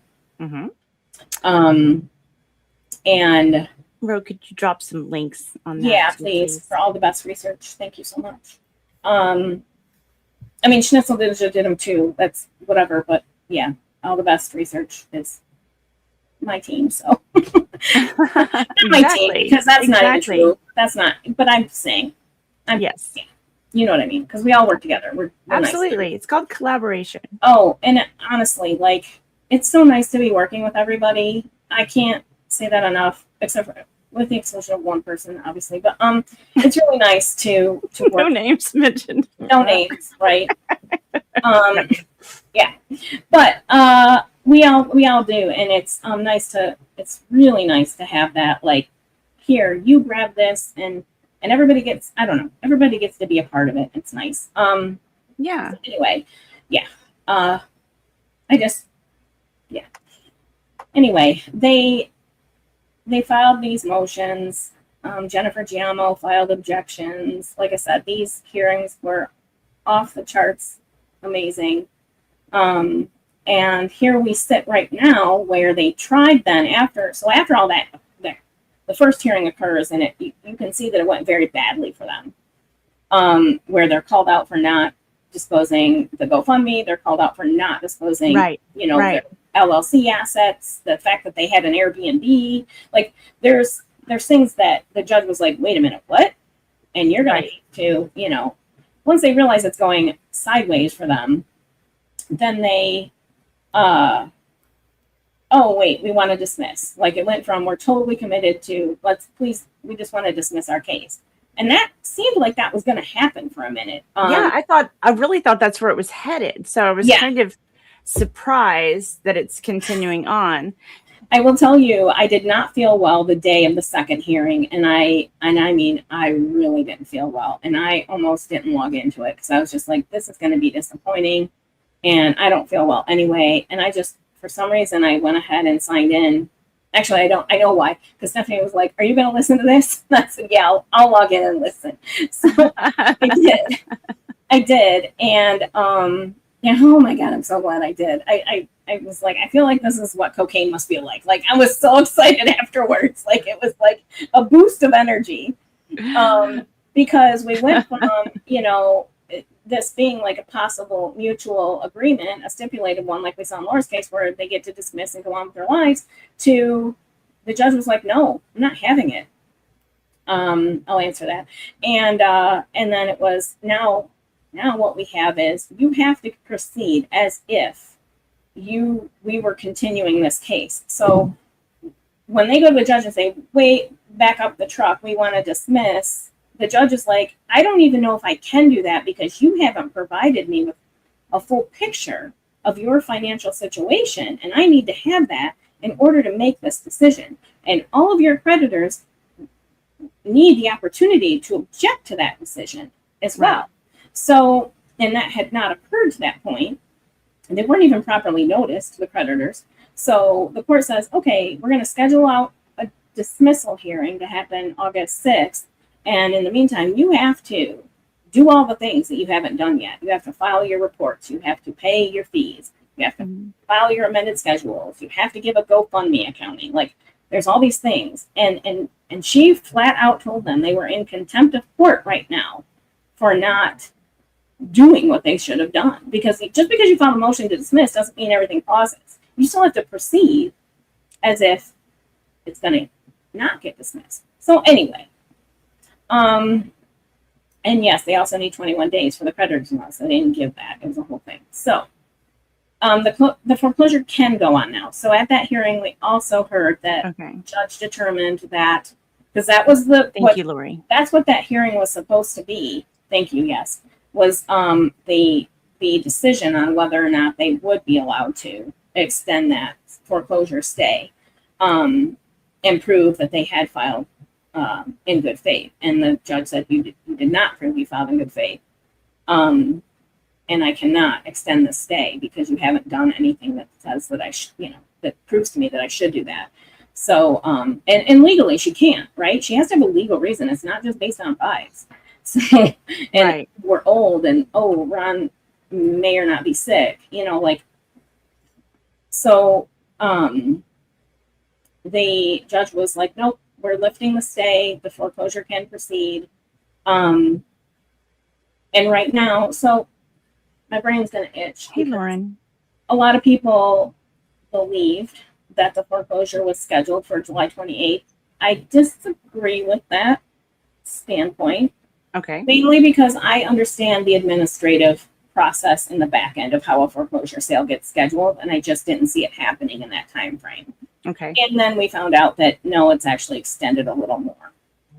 Yes. The website is amazing too. There's also what I go off of a lot in my streams is the financial Padlet, which I can send a link to. The financial Padlet, which we have a Padlet for Laura Owens stuff. We also have a specific one just for the finances, which is great. So anyway, cool. Yeah, it's nice. It's nice for me, I should say. It's not because then I can just pull it up. But anyway, the foreclosure has been pushed out temporarily, not officially, but it's been pushed out till the end of September. That's probably more realistic because there's timelines they have to follow, right? It's not necessarily because of anything Jan has said about letters she emailed the lender, or mailed the lender, Right. Administratively, that makes more sense that it would be scheduled in September. So that's where it's at now. Is it's potentially on for the end of September. We haven't seen an official notice of that yet, but we're keeping our eye out for it, and we'll see. But it's tentatively scheduled for that date. Bruce says Padlet is a lifesaver. Amen to that, brother.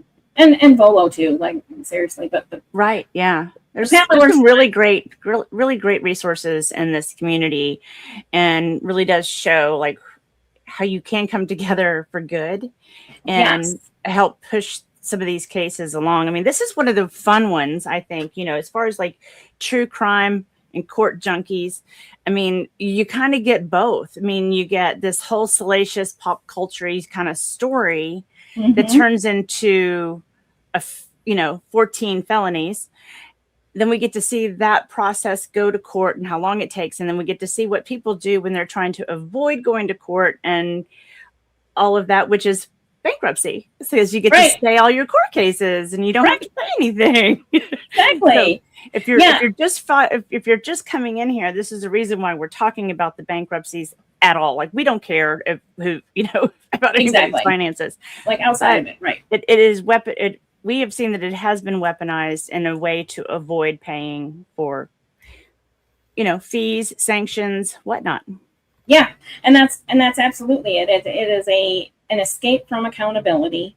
And going back to it really quickly, just so you know, like when I say we work together, so a lot of times on the Padlet, to make it easier, what is done is like the document links that we have set up will literally just redirect you to the document on Volo. So I mean, we work together as teams. So please just it's fantastic. Understand it's a huge amount of resources to maintain, and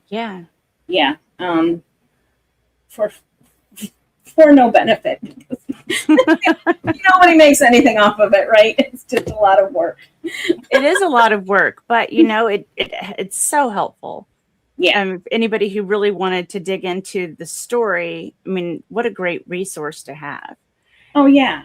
I do have a paddle handy. Hold on, let me go this real quick. I gotta here. Yeah, that's another thing I wanted to discuss, Lori, was the discoveries and the admissions and the inconsistencies in the filings and the statements. I mean, we heard, Queen Jen, take somebody's head off live. Yeah. And then the judge. Oh my God.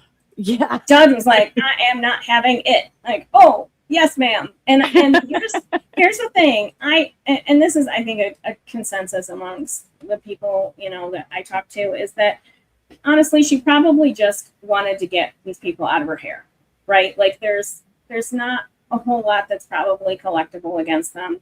Although now your brain is gonna, when I show you how much they made in 2025 alone, it's disgusting. But anyway, I think the idea was that there wasn't a lot to recover, so I'd just rather get rid of these people, not let them file again for a year, and then, whatever happens, happens.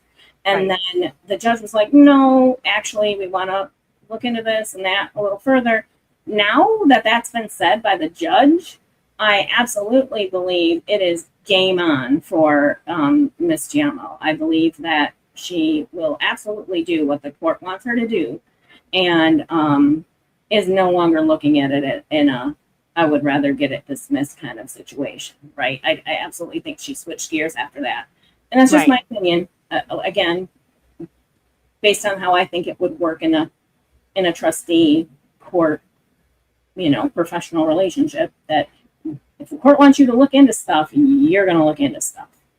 And And have you ever seen in the history of your, dealings with bankruptcy court, has anybody ever caught a charge from sharing bogus information? What happens in that situation usually? Yeah, absolutely. I actually just read a case about this. So I haven't personally seen it, but a lot of this bankruptcy stuff I dealt with in my career was related to foreclosure. A lot of banks that were our clients would have the law firm that was attached to my title company. They would be filing the lift of the stay kind of thing, objecting and getting their opportunity to recover the property. So we didn't see a lot of huge shenanigans, right? But in cases that I have researched for all of this, the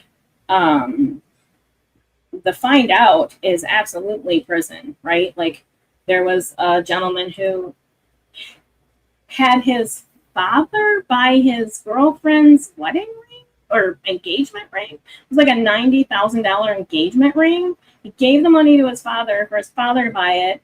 And I think he might have been in the middle of Chapter 11 when that happened. Anyway, he's in prison now. Like, he went to prison over the stuff he pulled. Yeah, so, you know, I get irritated because Jan is constantly talking about their age and Ron's disabilities. But the thing is, and I've said this many times, I have witnessed situations in my career where combat wounded veterans lost their homes because the bank made a mistake, right? Like, the bank didn't pay their property taxes. It caused a shortage in their escrow account, which caused their payment to go up to recover the shortage. And when their payment went up, it went outside of what they could afford. They couldn't make payments. They lost their house. I saw it happen. It's gross. I don't advocate for it. I just know the dirty, nasty side of the bank stuff is they don't care that you're sick and old. They just don't care. They can't. It's not a business decision. So all of this Jan thinking she found stuff wrong and blah, blah, it's all Owens narrative BS. That's all. Yeah. So anyway, I'm sorry. I keep getting off track, but the filing that happened today. So as we get up to this, we're leading up to tomorrow, there will be a meeting of creditors held on the Chapter 11 case. What Ron and Jan's requirements were to file their amended schedules and provide information to Ms. Giammo that she had requested. They were supposed to do it by July 10th, but anyway, today they dropped a bunch of amended schedules, of course. And the court wants to see a comprehensive picture of their financial situation. They want to see proper disclosure of the GoFundMe, of the businesses, everything, right? They want to see the whole picture. And so to their credit, these amended schedules that were filed today do have more disclosure than I think we've seen from these people so far. Okay, now changing. Okay, the disclosure. So say they submitted one statement and this one, is new and has more information. That's not something that you can just get in trouble for just because you didn't know or you made a mistake, right? In a normal situation, no. Okay. You are correct. In a normal situation, it would be like, oops, I didn't do this, I misunderstood. I think they have an uphill battle here in some of these items because these are things that were left off entirely of prior filings, right? Right. You've already gone through a case once, so you know what's required. You file a new case with she called it a skeleton filing, but then never until today filed anything else. It's more complicated for them to try to explain things away when the court said, stop fucking around and give us the information we want, right? So basically they were forced to tell the truth. They are very aware that the court knows they're not telling the truth. So we'll see how they handle it. It's an uphill battle, in my opinion. That's all. That was a long way of saying it's an uphill battle because it's not mere ignorance. It was, in my opinion, allegedly, a specific, how they say lying by omission, right? Right. There was a specific amount of information and certain types of information that were left off that definitely should have been disclosed, like the GoFundMe. So in this filing, they do disclose the GoFundMe as part of their other income received for 2020. They had to list 2024, 2025, and for 2026, they had to list from January 1st till the date they filed, how much money they've made on their pension, their Social Security, and the GoFundMe, as well as their businesses. So they claimed for 2024 zero GoFundMe money, which is only interesting to me because I know the date the GoFundMe was created. It was December 31st, 2024. But in the hearing, both hearings, we heard Jan specifically say that the GoFundMe was created in 2024, and she was heavy on that. Mm-hmm. And Jack said it perfectly. She was trying to distance it, right? But Right. they had no money from that GoFundMe in 2024, clearly, because it was created on the last day of the year. Like, Right. You So- waited till 11:59 p.m. Yeah. Nice try, Jan. But also, even if you had earned money in 2024, it still would be a problem for you. So anyway, so we see zero money in 24 for the GoFundMe. But in 25, we see $131,590 for the GoFundMe. I'm sorry, say that again. Right. $131,590. Okay. So when we add that to their pensions and their Social Security, we learned that in 2025 alone, they brought in $385,000. Poor them. That's not too shabby. Right. What And do you mean? They must have been going to the food bank. and Yes. and hold on one second. Do you need to come in here? Oh, okay. And on top of that, they stopped paying their first mortgage, their largest one, which is $12,686. They stopped paying that in March. So the last payment they made was February of 2025. Okay. Wait a minute. So they haven't paid their mortgage in over a year? Yep. February 2025 is the last payment that was made. Wow. That's the information we have from their last filing. It's only gone up. They haven't made any payments. But one partial payment went to the lender because they did make one bankruptcy payment in their Chapter 13 case, but it was I think $8,000 went to the lender, but it wasn't even a full payment. So was there any accounting for their outbound? Like, where did the No. money go? Right. That's the problem Okay. that I think they have here is that we see, and it doesn't have to disclose it, but they're going to have to atone for that when the judge asks, okay, so we see what you did bring in. Where did it go? Yeah. What are you spending it on? If you're not spending it on your house, and even if, let's pretend that the emergencies Jan listed, which was medical emergency, car emergency, and a septic tank and whatever, storm damage, let's pretend that was $100,000. You still have $285,000. It's not accounted for. So they did list that let me say that yes, the LLCs made money. There is a gross income listed on this filing.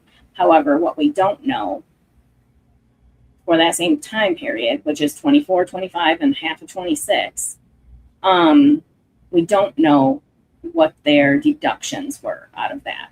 So, like for 2026, they said that their gross income for businesses is $26,000. We don't know what their expenses were on that side because they didn't go over that. But anyway, it's a lot of information is a situation. It is a situation for sure. 100%. So, in 2025, they said they made $81,000 from their businesses. That's not shabby, and that's not included in the $385,000 I just said. That's right. Just right. So, anyway. Now I understood it that they were supposed to produce an accounting of what happened with the money from the GoFundMe.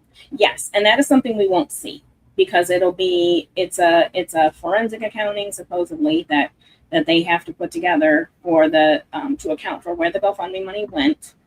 It is, to my understanding, unless Ms. Giammo has stated otherwise to them privately, it is to specifically address the GoFundMe money. We won't see that necessarily unless it's in a filing where she says they claimed it was for A and we found out in the documents it was for B or whatever. We won't see the accounting, unfortunately. Gotcha. So we just have to hope that Jen mentions it. Yeah, and I do think she will. I think that she will. I don't know. Yeah, right? How much is that in black chairs? Not the black chairs. Right. Oh my God. Now we're counting in black chairs instead of Right? hot plates. Love it. Those babies. 30,000 black chairs. Right? So I mean, for God's sakes, the amount they owe on their mortgage is more than my mortgage was in the first place. Yeah. It's over we know it's over Yikes. $200,000 because that was included in on their first mortgage alone. It was over $200,000 because that was included in a filing that Miss Giammo did that filed. But yeah, so here's the fun part. We see the GoFundMe money coming in. We don't know where it went. But what we do also see in this filing, and guys, it's going to blow your mind if you haven't heard it already. We see that they have paid Sarah $21,000 over the past year. Wonder what that's for. Keeping her quiet. Well, let me tell you what she says it's for. Just hush money. This is what she says it's for. She says it's for repayment of credit card charges. The insider, that would be Sarah, she's called an insider, incurred on the debtor's behalf, and reimbursement of mortgage/HELOC payments she made as a cosigner. Includes a $15,000 check from March 2nd, 2026. Okay. And a $5,000 wire from May 1st, 2026. Yes, Laura's lawyer, Mr. Looters, signed on to the case on March 3rd, 2026, one day after the $15,000 cashier's check that was sent to Sarah. That's going to be a hell of a thing to explain, in my opinion. Because I think they tried to be sneaky and say, there's Ari again, say, oh, we were just paying her back. RJ says this is clawback territory. It is. Yeah, it absolutely is. And I think what they've done here by inserting Sarah into this and their little web of lies and intertwining everything is they subjected her to a clawback lawsuit from the U.S. Trustee's office. Right. That's the opinion is that so the U.S. Trustee's office will file, or a trustee on their behalf will file an adversary case to claw back money that the estate should have. If it's a payment like a preferred creditor payment or something, that went to somebody else and it should have gone to your creditors, normally that person who received the money would be sued. But since it went through Sarah as an intermediary, it is opening her up for being sued, not necessarily Looters. Wow. You're putting Sarah right in the crosshairs. And that's, again, I think an indication. Because they can't be seen to pay for Laura's legal matters, right? Because I don't think, right. I think they think it makes it better that they did it this way. Right. But it really doesn't. It just doesn't. It actually makes it look worse if that is indeed what they did, which we don't know for sure, but we're speculating based on past patterns. They're trying to pull a fast one, okay? Yeah. But so now you've got Sarah involved, who, your grandchildren, why would you do this? Why would you do this to your children? And this is why I said months ago, let the house go. It allows Sarah and Christian to recover from that horrendous debt faster if you let the house go. If you care about the future of your grandchildren, let the house go. Now, when you say let the house go, are you talking about let it go into foreclosure, or are you saying sell it? Okay. Let it go into foreclosure. I don't think they can sell it for what they owe. They owe like $1.9 million at this point. So I definitely think that it's just better to let the house go. And I think if they cared at all about Sarah or their grandchildren, they would let the house go and let Sarah move on with her life. But here we are with this. It says $21,000 has been made in 3 different installments. and that they still owe her $5,000. So their excuse is they owe her money that she paid for them. That's not necessarily going to fly, in my opinion, because Sarah is an insider. She's a family member, right? And the court is immediately suspicious of payments like that. You know, Right. It's not their first rodeo. Everybody says, oh, I paid, I keep quoting this one case. I'll have to look it up and quote it properly, but I keep quoting this one case where when Terry Dake was involved in Laura's bankruptcy, he had filed an adversary suit against a mother of one of the debtors in a case to get back $12,000 because they had paid her $12,000 prior to filing bankruptcy, claimed it was a repayment of a loan, but you can't just go off. You can't say it. Yeah, you can't just say that and call it a day and go, Right. hands are clean. It doesn't work that way. So it's a problem for them. It's one of those things. It's a hurdle. It's a tough hurdle for them, in my opinion. It's a shame that, they couldn't become friends with Rob Adelson, because he might have been able to help them separate themselves from all of the drama that was happening. You know what I'm saying? Right. Well, That guy moved to New York and was like, I'm outie, I'm not getting involved, but he sent his family right to jail, I feel like it's a choice directly to at this jail. point. Yeah, I think it's a choice at this point. If you're still right. as of recently still involved. And here's the thing. So they gave her $15,000. It is a problem for them. It's a problem. Recently they gave her that kind of money rather than pay anything towards any creditor that they owe. Right. And then there's that, but it's one thing if you have like a family trust where you have to do distributions and things like that. So there would have been a pattern and you could say, oh no, we always send her $20,000 every year. Yeah. Like that could be a thing. Yeah. But this one off or these 2 installment payments seem a little shady. That we never disclosed before. Never disclosed before. Right. But now that you're going to make us talk about it, we're going to talk about it. But also we need to whittle down that GoFundMe money that we can't really tell you where that went either. Or came from. Yeah. What's happening? So I hope there's proof that Sarah paid some mortgage payments, although I don't think that makes this any better. No, I don't think that helps. And I definitely think it's weird for you to say that you paid your co-debtor, like their co-signers, right? You paid for some credit card charges that they had, but you didn't make payments on the mortgage that you jointly own with them. Yeah. Right. That could, crash out their credit, so thanks for that. All Makes of a sudden, no sense. All of a sudden in the middle. Interesting I'm sorry. family dynamic. This whole family dynamic of Sarah says nothing, makes no commentary on any of this. Good for her. She's done it quite successfully, I think.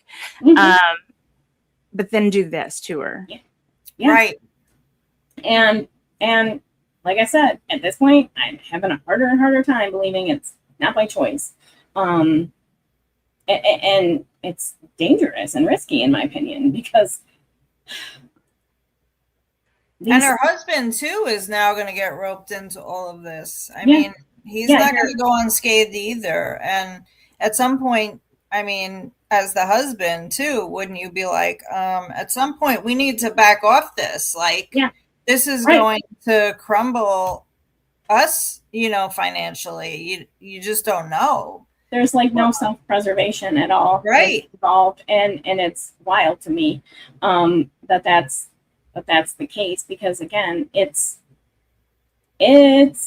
opening up a can of spiders when it comes to their finances and what could happen to them in the next step. So I'll be interested to see. Like I said, I give them credit for disclosing it. I don't think disclosing it now takes away from the ramifications of what could happen from it, right?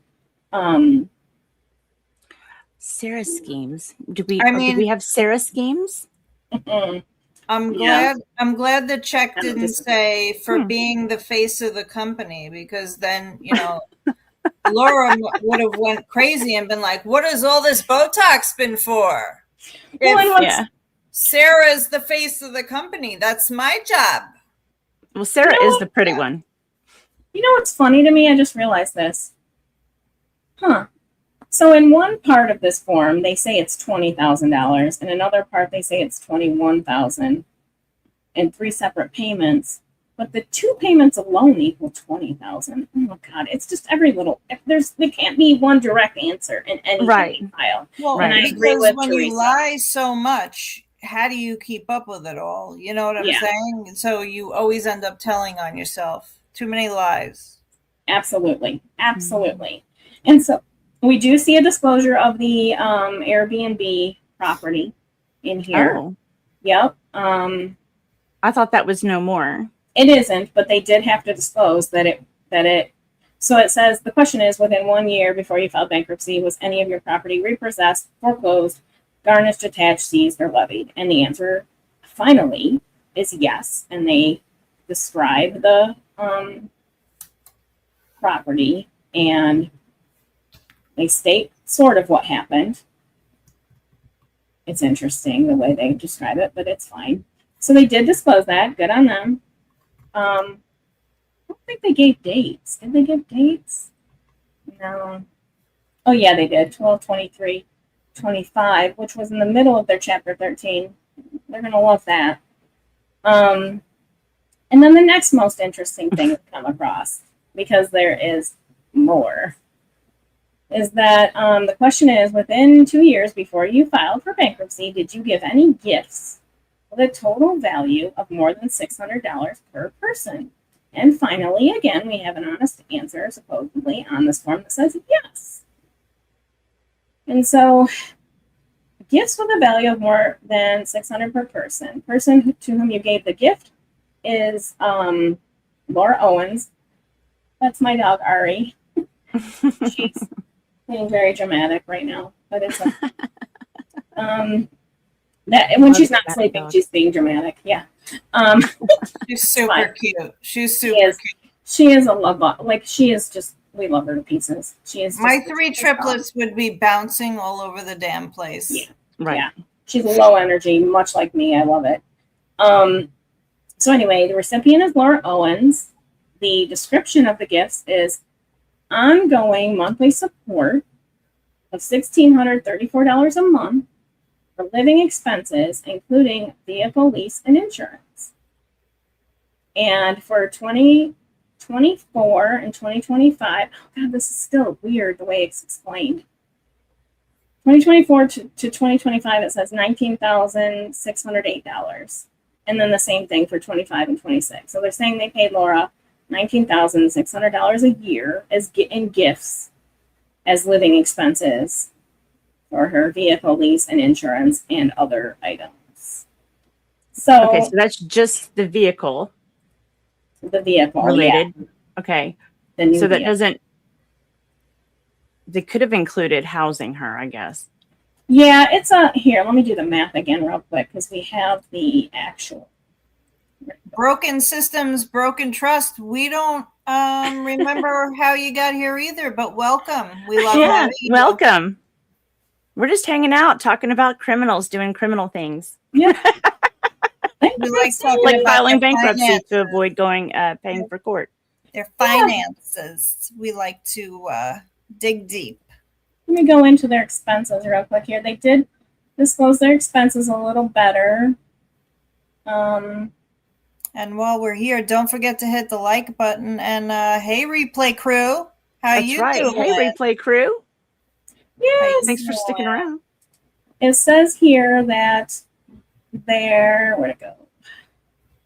Oh, come on. I know I saw it.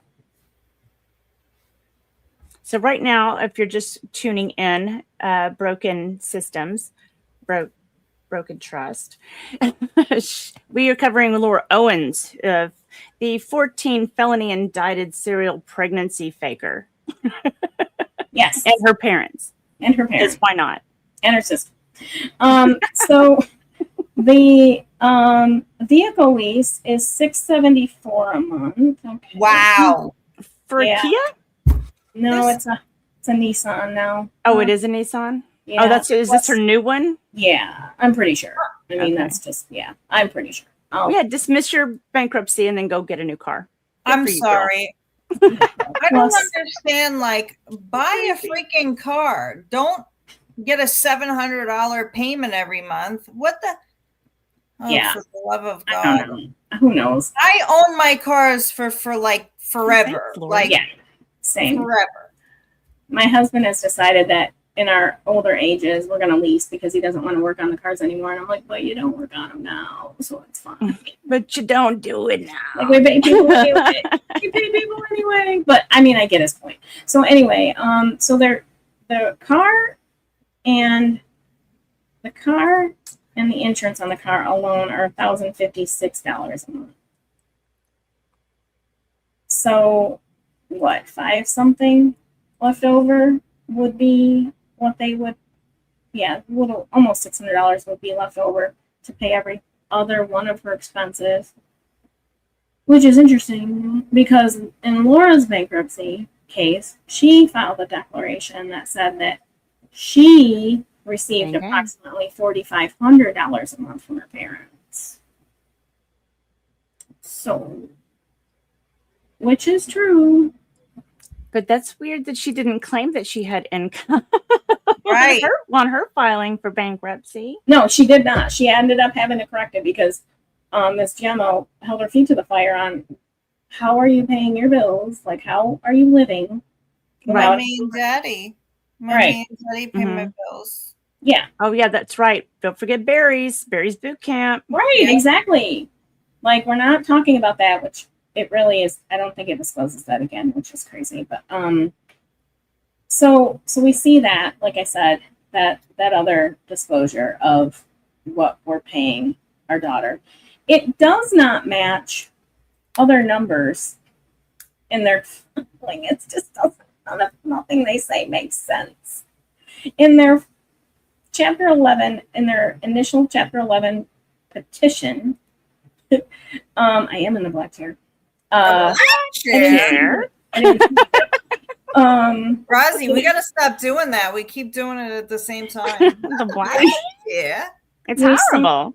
You gotta we quit saw that. this other expense of $2,400 a month for in-home care. We don't see it on this corrected filing. We also see like the life insurance premium has changed. These I know these are things they won't get hung up on necessarily, but they do make my brain itch. Like in Ron and Jan's first Chapter 13 filing, they said they spent about $900 a month for the both of them on food and housekeeping. Now it's up to $1,800 because that's what Laura put on hers, right? So like we're trying to make the numbers work in a tricky way that we think the court won't catch on about. Hold on. It's not Hold the first on. review. Okay. They're paying a housekeeper for the casita? Nah, No. no way. Oh, Housekeeping supplies. I mean, I would rage quit if they Right? I No. wasn't sure what I just heard. No. Yeah. Yeah. Yeah, we Not don't doing I don't it. see any berries. I don't entertainment. berries. Let's see. Oh, there's not even anything for entertainment. There was on their last filing, it was like $100 a month. I think you're allowed to claim $100 a month for entertainment. We don't do that here. I know why we're not doing that here, because we want to make it look like we can afford the mortgage. You can't afford the mortgage. You can't afford it. Where's the one How thing? do you think we got here? Right. So here's my other favorite part of this document. Yeah, at least we know her legal name. True story. We just don't know all the aliases she's running on, but Yeah, we probably I mean, know a lot of them. No, right. That's Few true. of them, several. So we also have here, do you expect an increase or decrease in your expenses within the year after you file this? And the answer is yes. And the explanation is applying to court MMM program, which is the mortgage modification program, Okay. modify the first mortgage, expected to reduce monthly mortgage payment.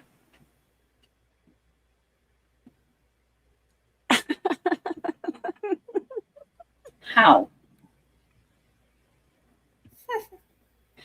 How? Do you think they're not going to make you pay back the back due? Do you think they're going to amortize your loan, even if you wiped the back due? They're not going to re-amortize your loan to make it cheaper. That's Right. not going to happen. They will stretch it out if you are. Here's the problem with their mortgage and why it won't work. No modification will work for them. That mortgage has two additional co-borrowers on it. That income was used to qualify for that loan. It is Right. not going to be used for the modification, and therefore you will not qualify for a modification. I mean, And don't they make too much a month to qualify? No, they don't make enough. Their mortgage payments, the two mortgages alone, are 70% of their monthly income. Jesus Christ. Okay, your total debt to income ratio on a mortgage is supposed to be 35% Mhm. at a max, right? Yeah. It's not qualifiable.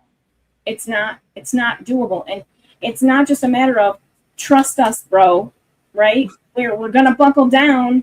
And we're Right. not going to have any more emergencies that have derailed us so far. We're going to buckle down and we're going to make sure this works. There are underwriting conditions that still apply in a modification program that will not allow them to be approved for this loan because they cannot afford it. It is irresponsible of any lender to approve a modification for them when they can't afford it. It's not how the business works. Unless That mortgage loan is part of a securities asset. Okay, and I won't get too deep in the woods about that, but they owe it to the owners of that security asset Right. to have it generate either drop it and cut and run, or have it generate income. They can't just, because Ron and Jan are old and sick, can't let that debt go on. It just can't. In my opinion, allegedly. Yeah, It's it wild just to seems me. funny to me that so they think that they're going to have changes and their expenses are going to increase by decreasing her mortgage payment magically. So where does the increase go? Where does the increase come from? Like They haven't. Am I misunderstanding the question? No, you're right. You're right, but they haven't. So they think that their mortgage payment is going to go down, and that will allow them to afford it. That's what I believe they think. But I thought the question was, are your expenses going to increase? No, she's saying her expenses will decrease because of that, because she won't have as high of a mortgage payment. Oh, okay, I gotcha. Okay, I misunderstood. Yeah, expected to reduce the monthly mortgage payment. This is the whole, like, she does not understand no. that these letters they send are not approvals or promises. They are just, you may be eligible for some programs, right? Oh, right. They are not eligible because they don't make enough to make this loan survivable over time. And again, so right now we've got, oh, this is funny. Copy your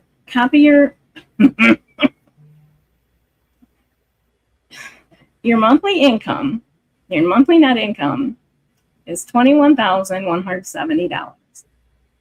Your monthly expenses are $21,216, meaning you have a net negative income, negative available funds every month of $46, based on your absurdly low estimates of what your monthly expenses are. But anyway, so you can't run on a negative and then tell the court, I can afford this loan.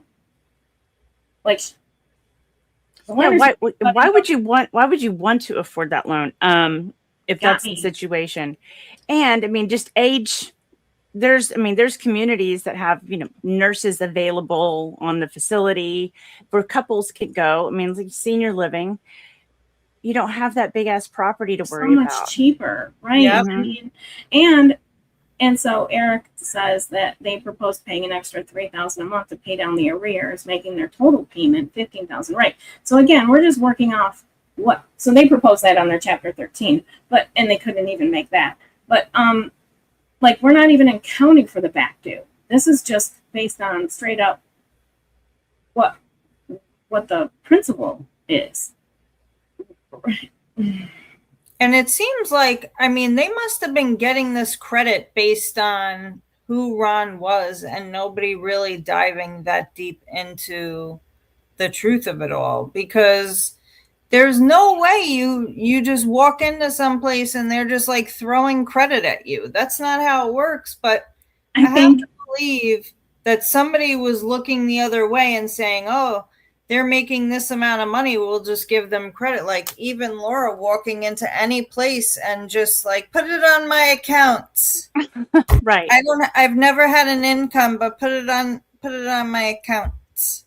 Right. And I think, well, our credit scoring system is trash, but that's what it rewards is credit. Right. Which is gross. But anyway, I They think buried the moon bump, Jennifer. They buried the moon bump. Yeah, right.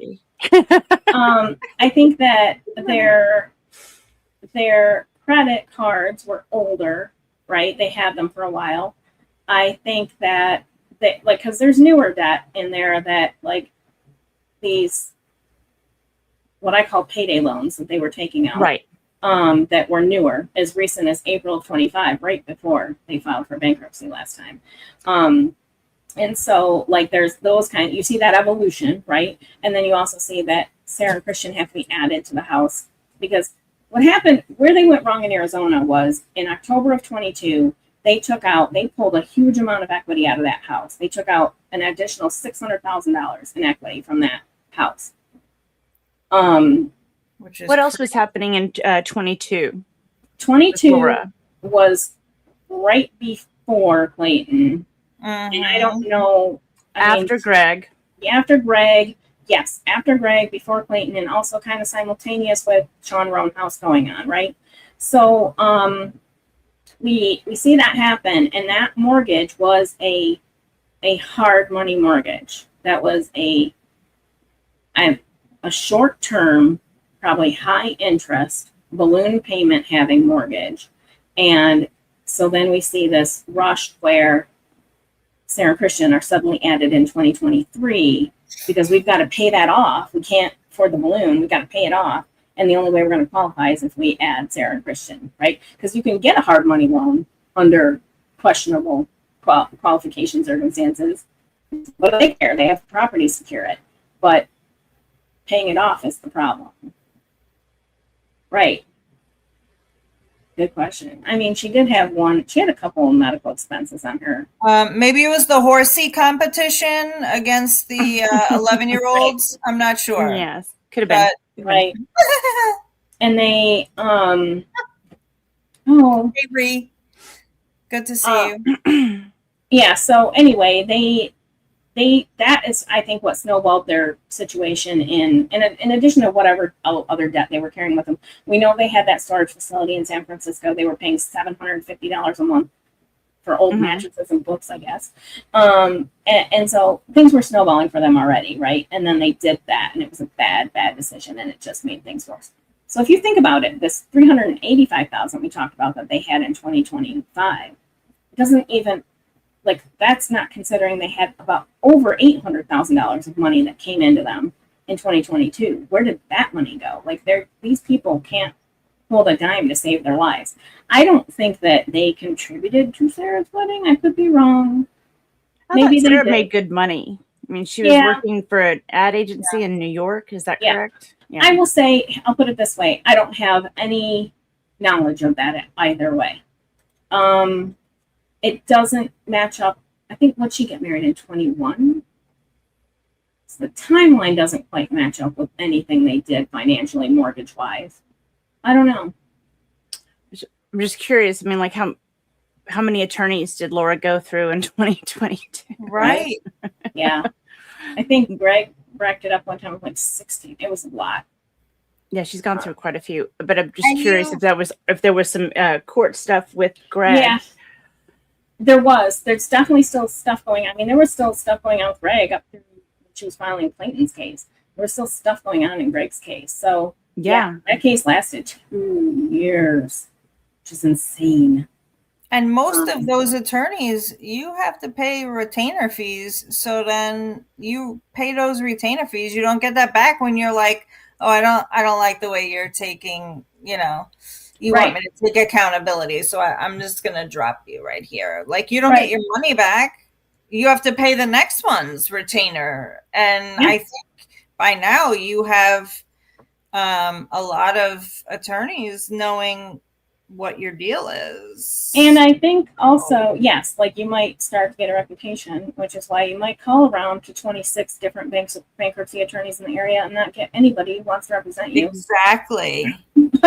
But I mean, and here's the deal. They did this to themselves. I mean, right. They did this to themselves. But it's the pap smear campaign. Right, exactly. It's the bagel and a schmear campaign. One other thing, we did see some additional disclosures in here, like all of a sudden Ron and Jan maybe both have 5 Schwab accounts totaling $800 and some change. I mean, that's funny how things get disclosed when the court says, disclose your fucking shit right now. Like, it's funny how then all of a sudden you start telling the truth. Hey, Venom. Hello. So yeah, we saw they claim that Quartet Farms has $62,000 in assets, I guess. 7 retired horses intact. They do disclose 1 leased pony, which is Frosted Flakes, I'm sure. This is the funny part. Where'd it go? Where's the thing about Frosted Flakes? Let me find it real quick. It was one of her stupid little things that I just, ugh. Only one of her stupid things? Because I can One of many. How about that? One of many. I can list, Where she was like, oh, I might have it right here, actually. Oh, I don't think I clipped it. Never mind. Okay, hold on. She said like, okay, I have the same document open twice. That's why I'm confused. Number 1, maybe. She said something like, one of the horses is leased, and a copy of the lease is available upon request. Like, what do you think we're already doing here? You're supposed to give them everything. Right. But they don't want to give them anything. I'll give you my portal login, right? Like, that's what it equates to for me. It's I give you my portal login. Like, it's these narratives are mind-boggling. I was trying to see. Hold on, let me go to the other. I'm gonna see if I can find the way she worded it. I will find it. Oops. Oh, hello.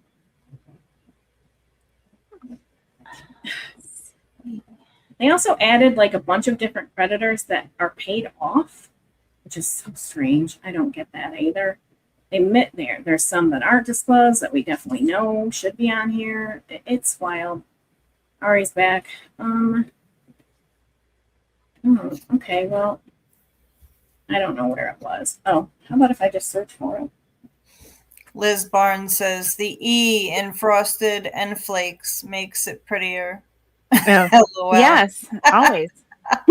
Gotta add an extra E. Oh, sorry, I didn't see the question.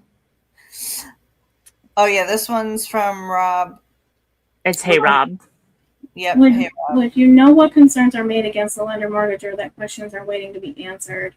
Any insight as to what those might be and the impact of the July 28th date? So 28th is not happening, Rob. I don't know if you saw that from earlier. It's still on hold, but it's proposed to happen at the end of September.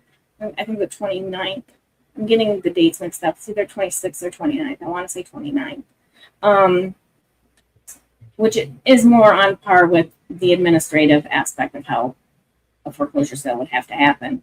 I think that the concerns or whatever, the whatever she called them. I think she did use the concerns. That's the right word that she has. I think it's just a distract game. It's a distraction game. It's not substantive. It's not accurate. It's not true. I wouldn't go pulling at that thread if I were Ron Owens and Liz Naylor. I wouldn't go pulling at that thread, because I find it very difficult to believe that property ever appraised for $2 million, which is what it would have had to appraise for a $1.6 million loan. And I can confirm that that's what it would have had to appraise for. It was an 80% loan to value loan. It would have had to appraise thanks for the 2 on AM. Appreciate that. Just saw it. Sorry. Thank you. So I don't think you should pull that thread, but go for it. Do we know if Jan and Ron ever filed the taxes? So it doesn't appear they did. There's still a claim in here. They might have paid 23. There's still a claim in here from the Arizona State Treasurer for unpaid taxes. So we know they did it. I think it's 24 and 25. Maybe they didn't file still.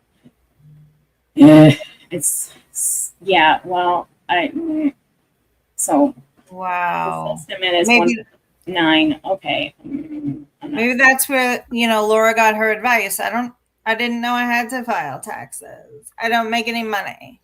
Right. That's what Jan said. She said that in that hearing. I don't know if you heard in the first. Yeah, and that's what Laura said too. Yeah. So that must be exactly where she heard that from. Mm-hmm. I don't think file them. I don't think you're wrong about that. I'm just trying to find. Hold on. I know that she said this. Here we go. Lease of pony Frosted Flakes. Lessee leases the pony from debtors, wholly owned Quartet Farms, 12-month term through 2/19/2027. Lease paid in full. Copy of lease available upon request.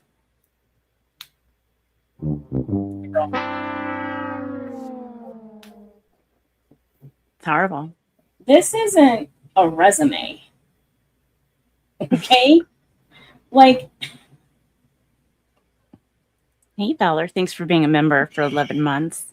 Will you make it to a year? I don't know. it's not available upon request. I might even say that you have to supply the information in this form. Wow. Anyway, available upon request. I'll give you my portal login if you want it. Yes. It's It makes my it's a stall, right? right. Because we don't want you to look. We want to give you enough information to not have you look too closely at what Right. happened. Exactly. Frosted Flakes was advertised in the mid 5s, I think. 5 figures. So, I don't know. I would say probably got 25 bucks. They're leasing that horse. Yeah, they leased him out, which is common. That's a thing. That they do that. That's a thing. And So they leased him out, or they're leasing him. they leased him to out use. to somebody else. Yeah. Okay, they leased gotcha. him out to somebody else. And that is something that totally happens in the horse world. And I don't necessarily find issue with it. Pretty much matches up with what we found on social media and whatever. But where'd the money go? And where's the lease? And is it renewable? And I mean, there are things that, and that's the thing as well. They call them care leases. So like, basically, they're leasing the horse out for the cost of boarding the horse, I guess. I don't know. It's weird. Strange little badger member for 2 months. The stupidity amongst these people is amazing, isn't it? And I got an amen. It's kind of awe-inspiring. Well, going back to the probate, this is funny. This is Jan's little thing about the probate. Hold on, let me find it again. I got it. So in the any interest in property that is due to you from someone who has died.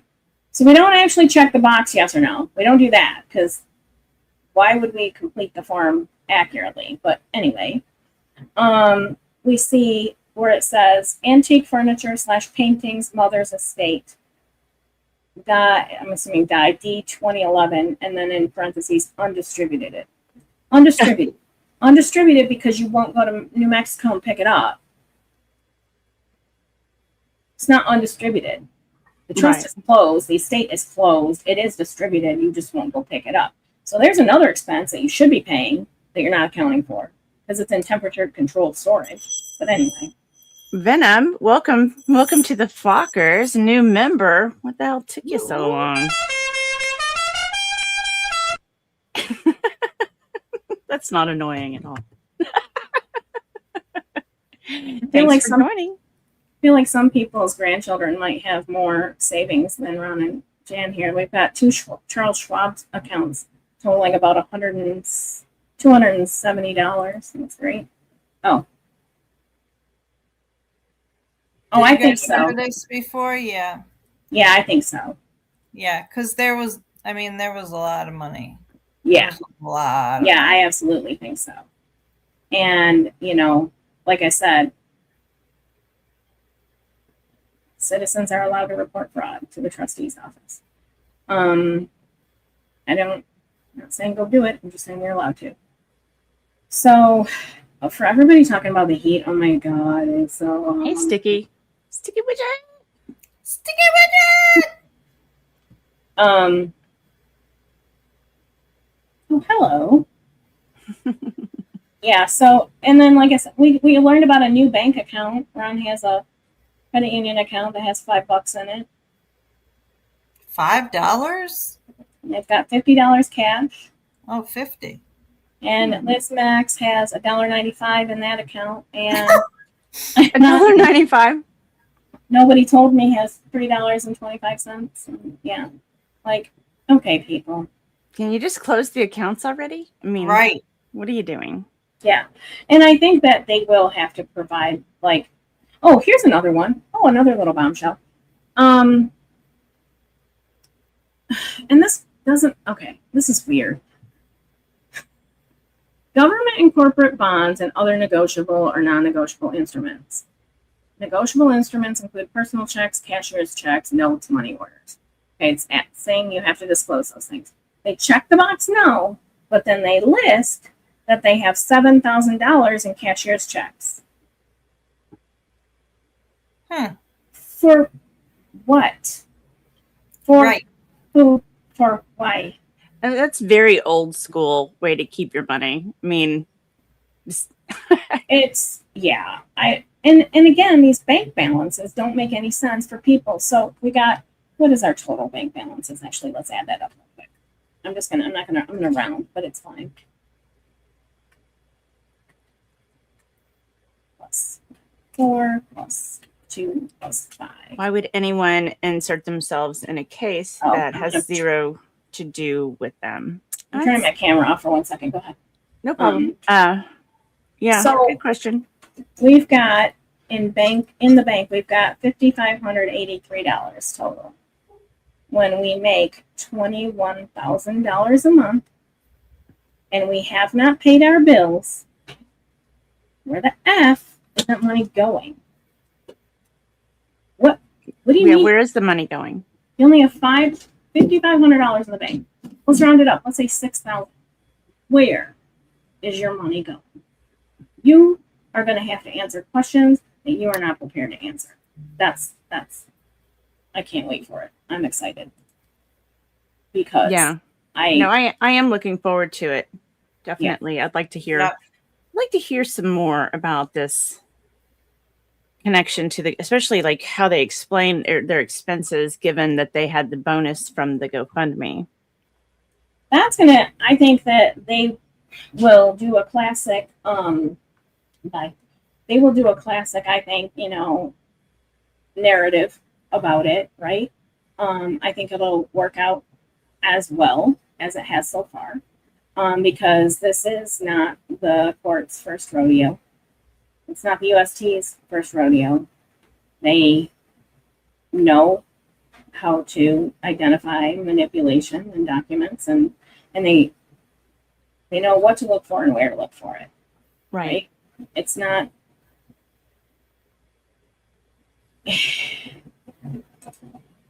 How do you watch tomorrow? There's it's not a Zoom, it's a call-in, and just so you know, I mean I think the information is available, but just so you know, when you call in, you do have to identify yourself. Like, you have to be willing to do that. Right. So, and we're not allowed to talk, and we're not allowed to ask questions. We're not allowed to interject. You have to be on mute. Call in, mute yourself immediately. For the love of God, we had people who didn't do that last time. I heard about that. Yeah. Yeah. It was. I didn't realize it was an observer asking the question when the question came through. It was later that I was like, oh. That's And I mean, I don't hate it. I don't. That person didn't know. You know. I don't fault them for it. Here's how it happened. That wasn't verbal. It was in the chat, typed in the chat, and the court didn't have to answer, like if they didn't want to, right? They didn't have to. I agree. They didn't have to answer it if they didn't want to, but they did, and I don't think in a bankruptcy setting it's as horrific as it would be in like a criminal case if we were watching, right? Or would Yeah, how would you? Yeah, that would be terrible. Right. I mean, I'd probably just disintegrate. But like, if I was watching that happen in real time. But like, I don't think it's the worst thing, but I don't think we should keep doing it, because I definitely think they have what they need, and what's going to happen now is what's going to happen. I don't think anything we can say at this point is going to change the outcome, in my opinion. You can call yourself Helen, for sure. Yeah. I mean, so like, to explain, that was a Zoom call, so it was different. You can log in and Zoom. A Zoom call is observer. Mm-hmm. When we dial in, for whatever reason, we have to identify ourselves. If I'm thinking of the same, we had to identify ourselves in 2 hearings. I remember this. I thought it was, could be wrong about the kind, but just be prepared for it is all I'm saying. And be prepared for the fact that even if we don't see it on a screen, the court will for sure see your phone number on the screen. So how many David Gingrises will be logging on tomorrow? Right? Yeah, exactly. Yeah. Oh boy. Oh my gosh, so many. Or Helens. How many Helens? Yeah, how many Helens? I think there might be at least one Lynette trying to get some tips. You're right. I was like, I gotta listen. I gotta listen. She's like, I gotta listen. Yeah. So, like I said, we see. It's strange to me. Like, one of these. Like they have these weird disclosures here where on a Bank of America account they don't put any amount, and it's just like authorized user. What does that mean even? You're an authorized user on the account? Yeah. And then they've got, like I said, all these other accounts that they dismiss as unknown, which is hilarious because it's not unknown. It was in your last filing. But also like paid off closed account. How? What are you talking about? How did you pay off your accounts when you didn't pay your mortgage? That's weird to me, that's all. Oh, they do list Sarah. They say they owe Sarah $5,000 for credit card charges incurred by, and then it cuts off.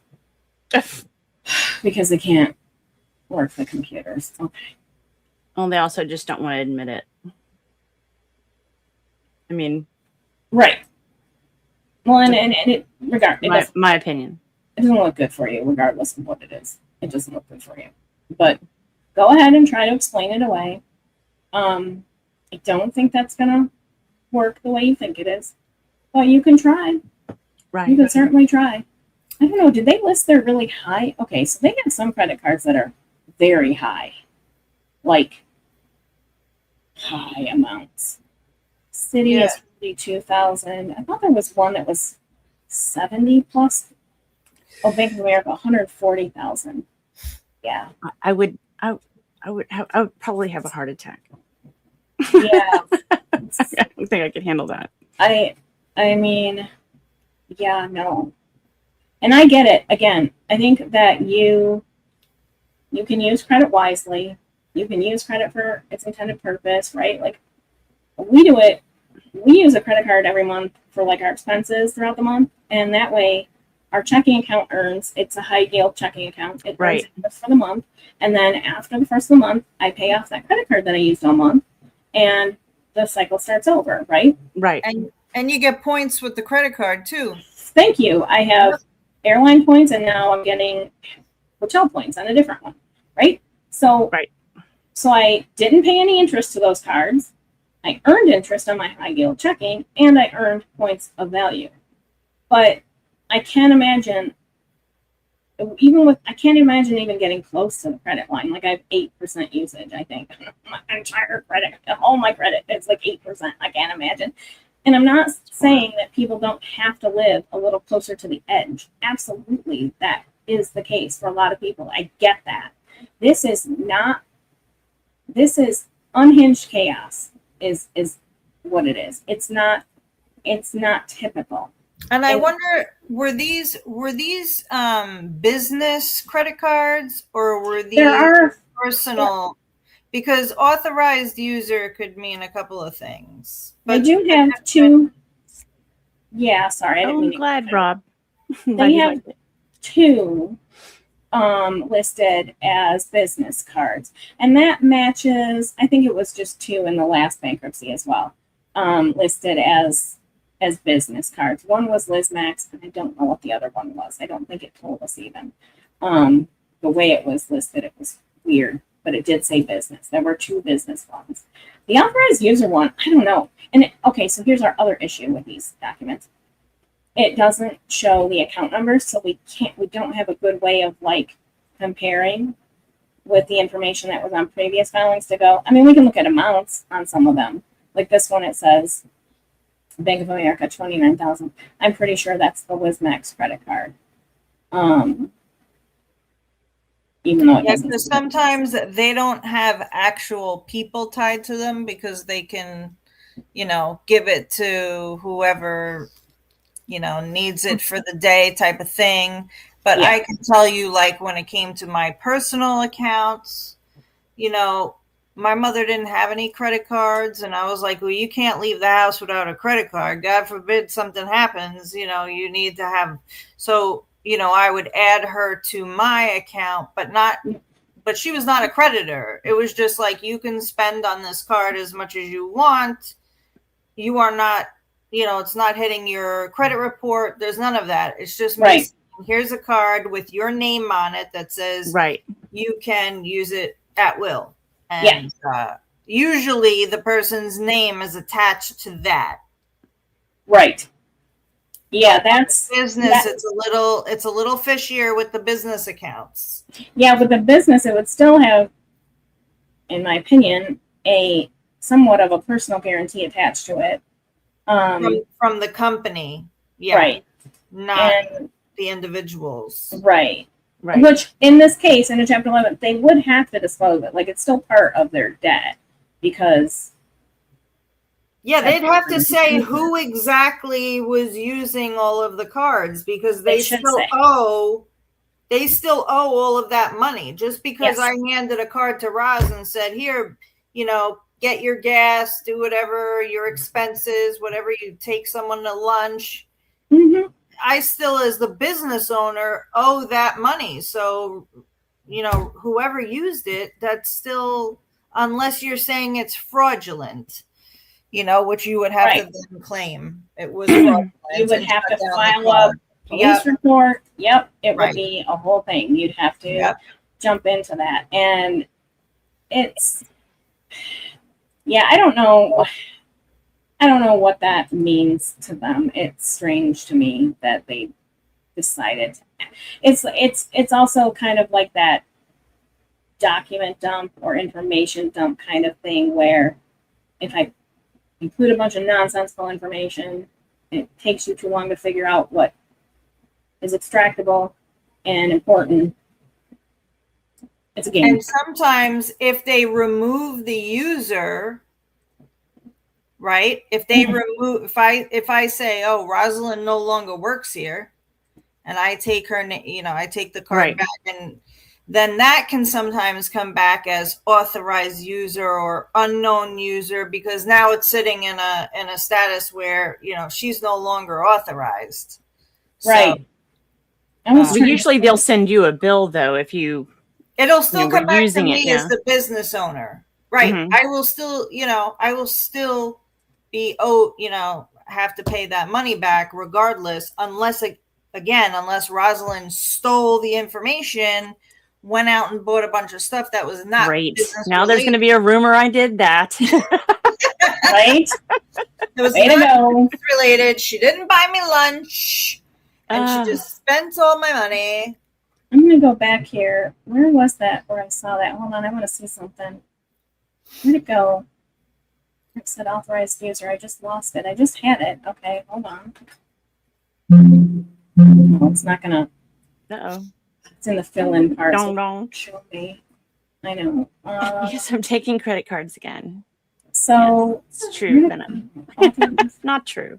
Not true at all. Business credit card. Hold on. I want to find that one. I just had it right in front of my face where it said authorized user. It was funny. I was always telling my mother too, because she would buy things online. I'm like, I didn't buy anything. Let's see what you started.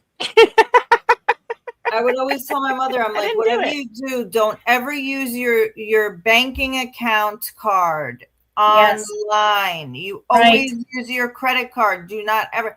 And that's when, I was like, if you're going to buy anything, and she's like, well, what if I want to buy something for you? I'm like, fine, buy it with my credit card. But, you can just transfer the money into my checking account. Don't worry about it. Like, Teresa, did you order a bug and you not get it? Oh, the mugs. Let me know if you did. Let me know if you didn't get it. Yeah, this authorized user one, it doesn't even have a balance. I can't match it up with older. I can't with a prior filing. This is what I'm saying. Like, they know, right? And there's stuff that's not like, okay, line of credit 0. Oh my God. Okay, whatever. I don't know. Line of credit is 0. Nordstrom. Wait a minute. Hold on a minute. I am going to actually look at this one. Where'd it go? Hold on. One of them is bugging. I want to answer just one of these questions that's itching my brain right now, which is, some of these accounts that say paid and closed on the new filing, were they open accounts before?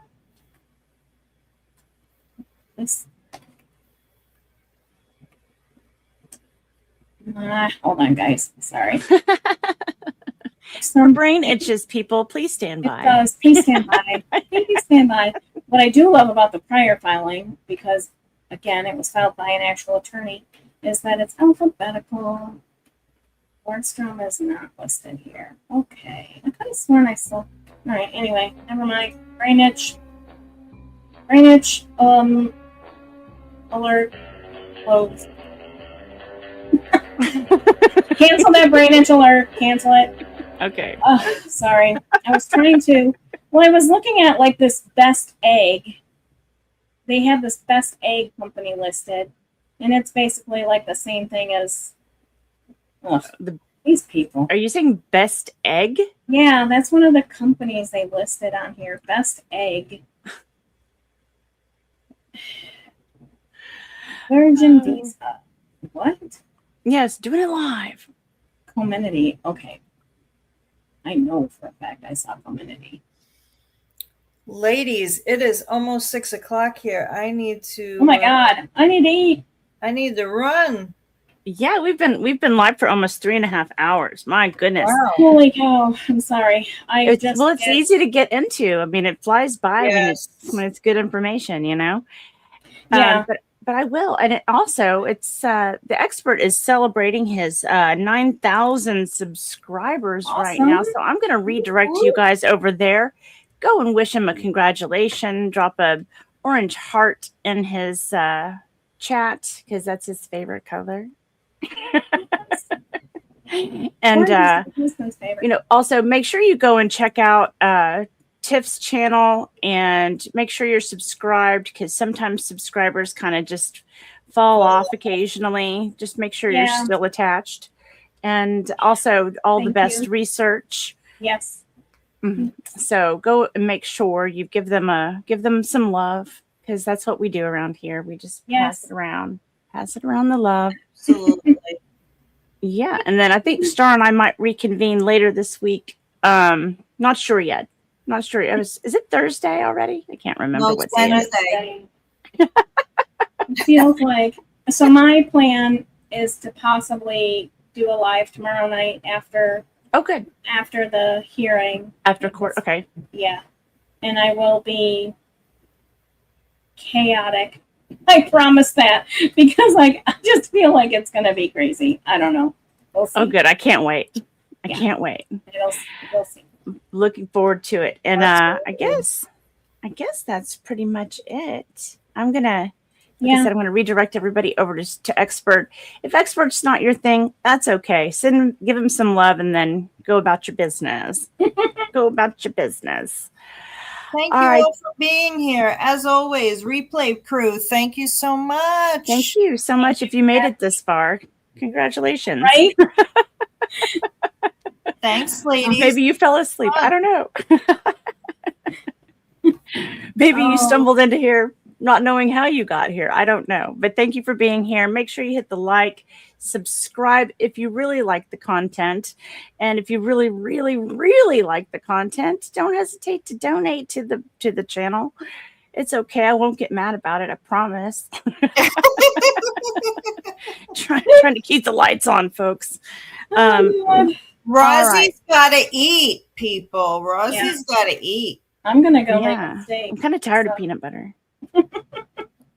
And ramen. Ooh. No, I won't do that. Okay. As always, folks, see you in the tubes.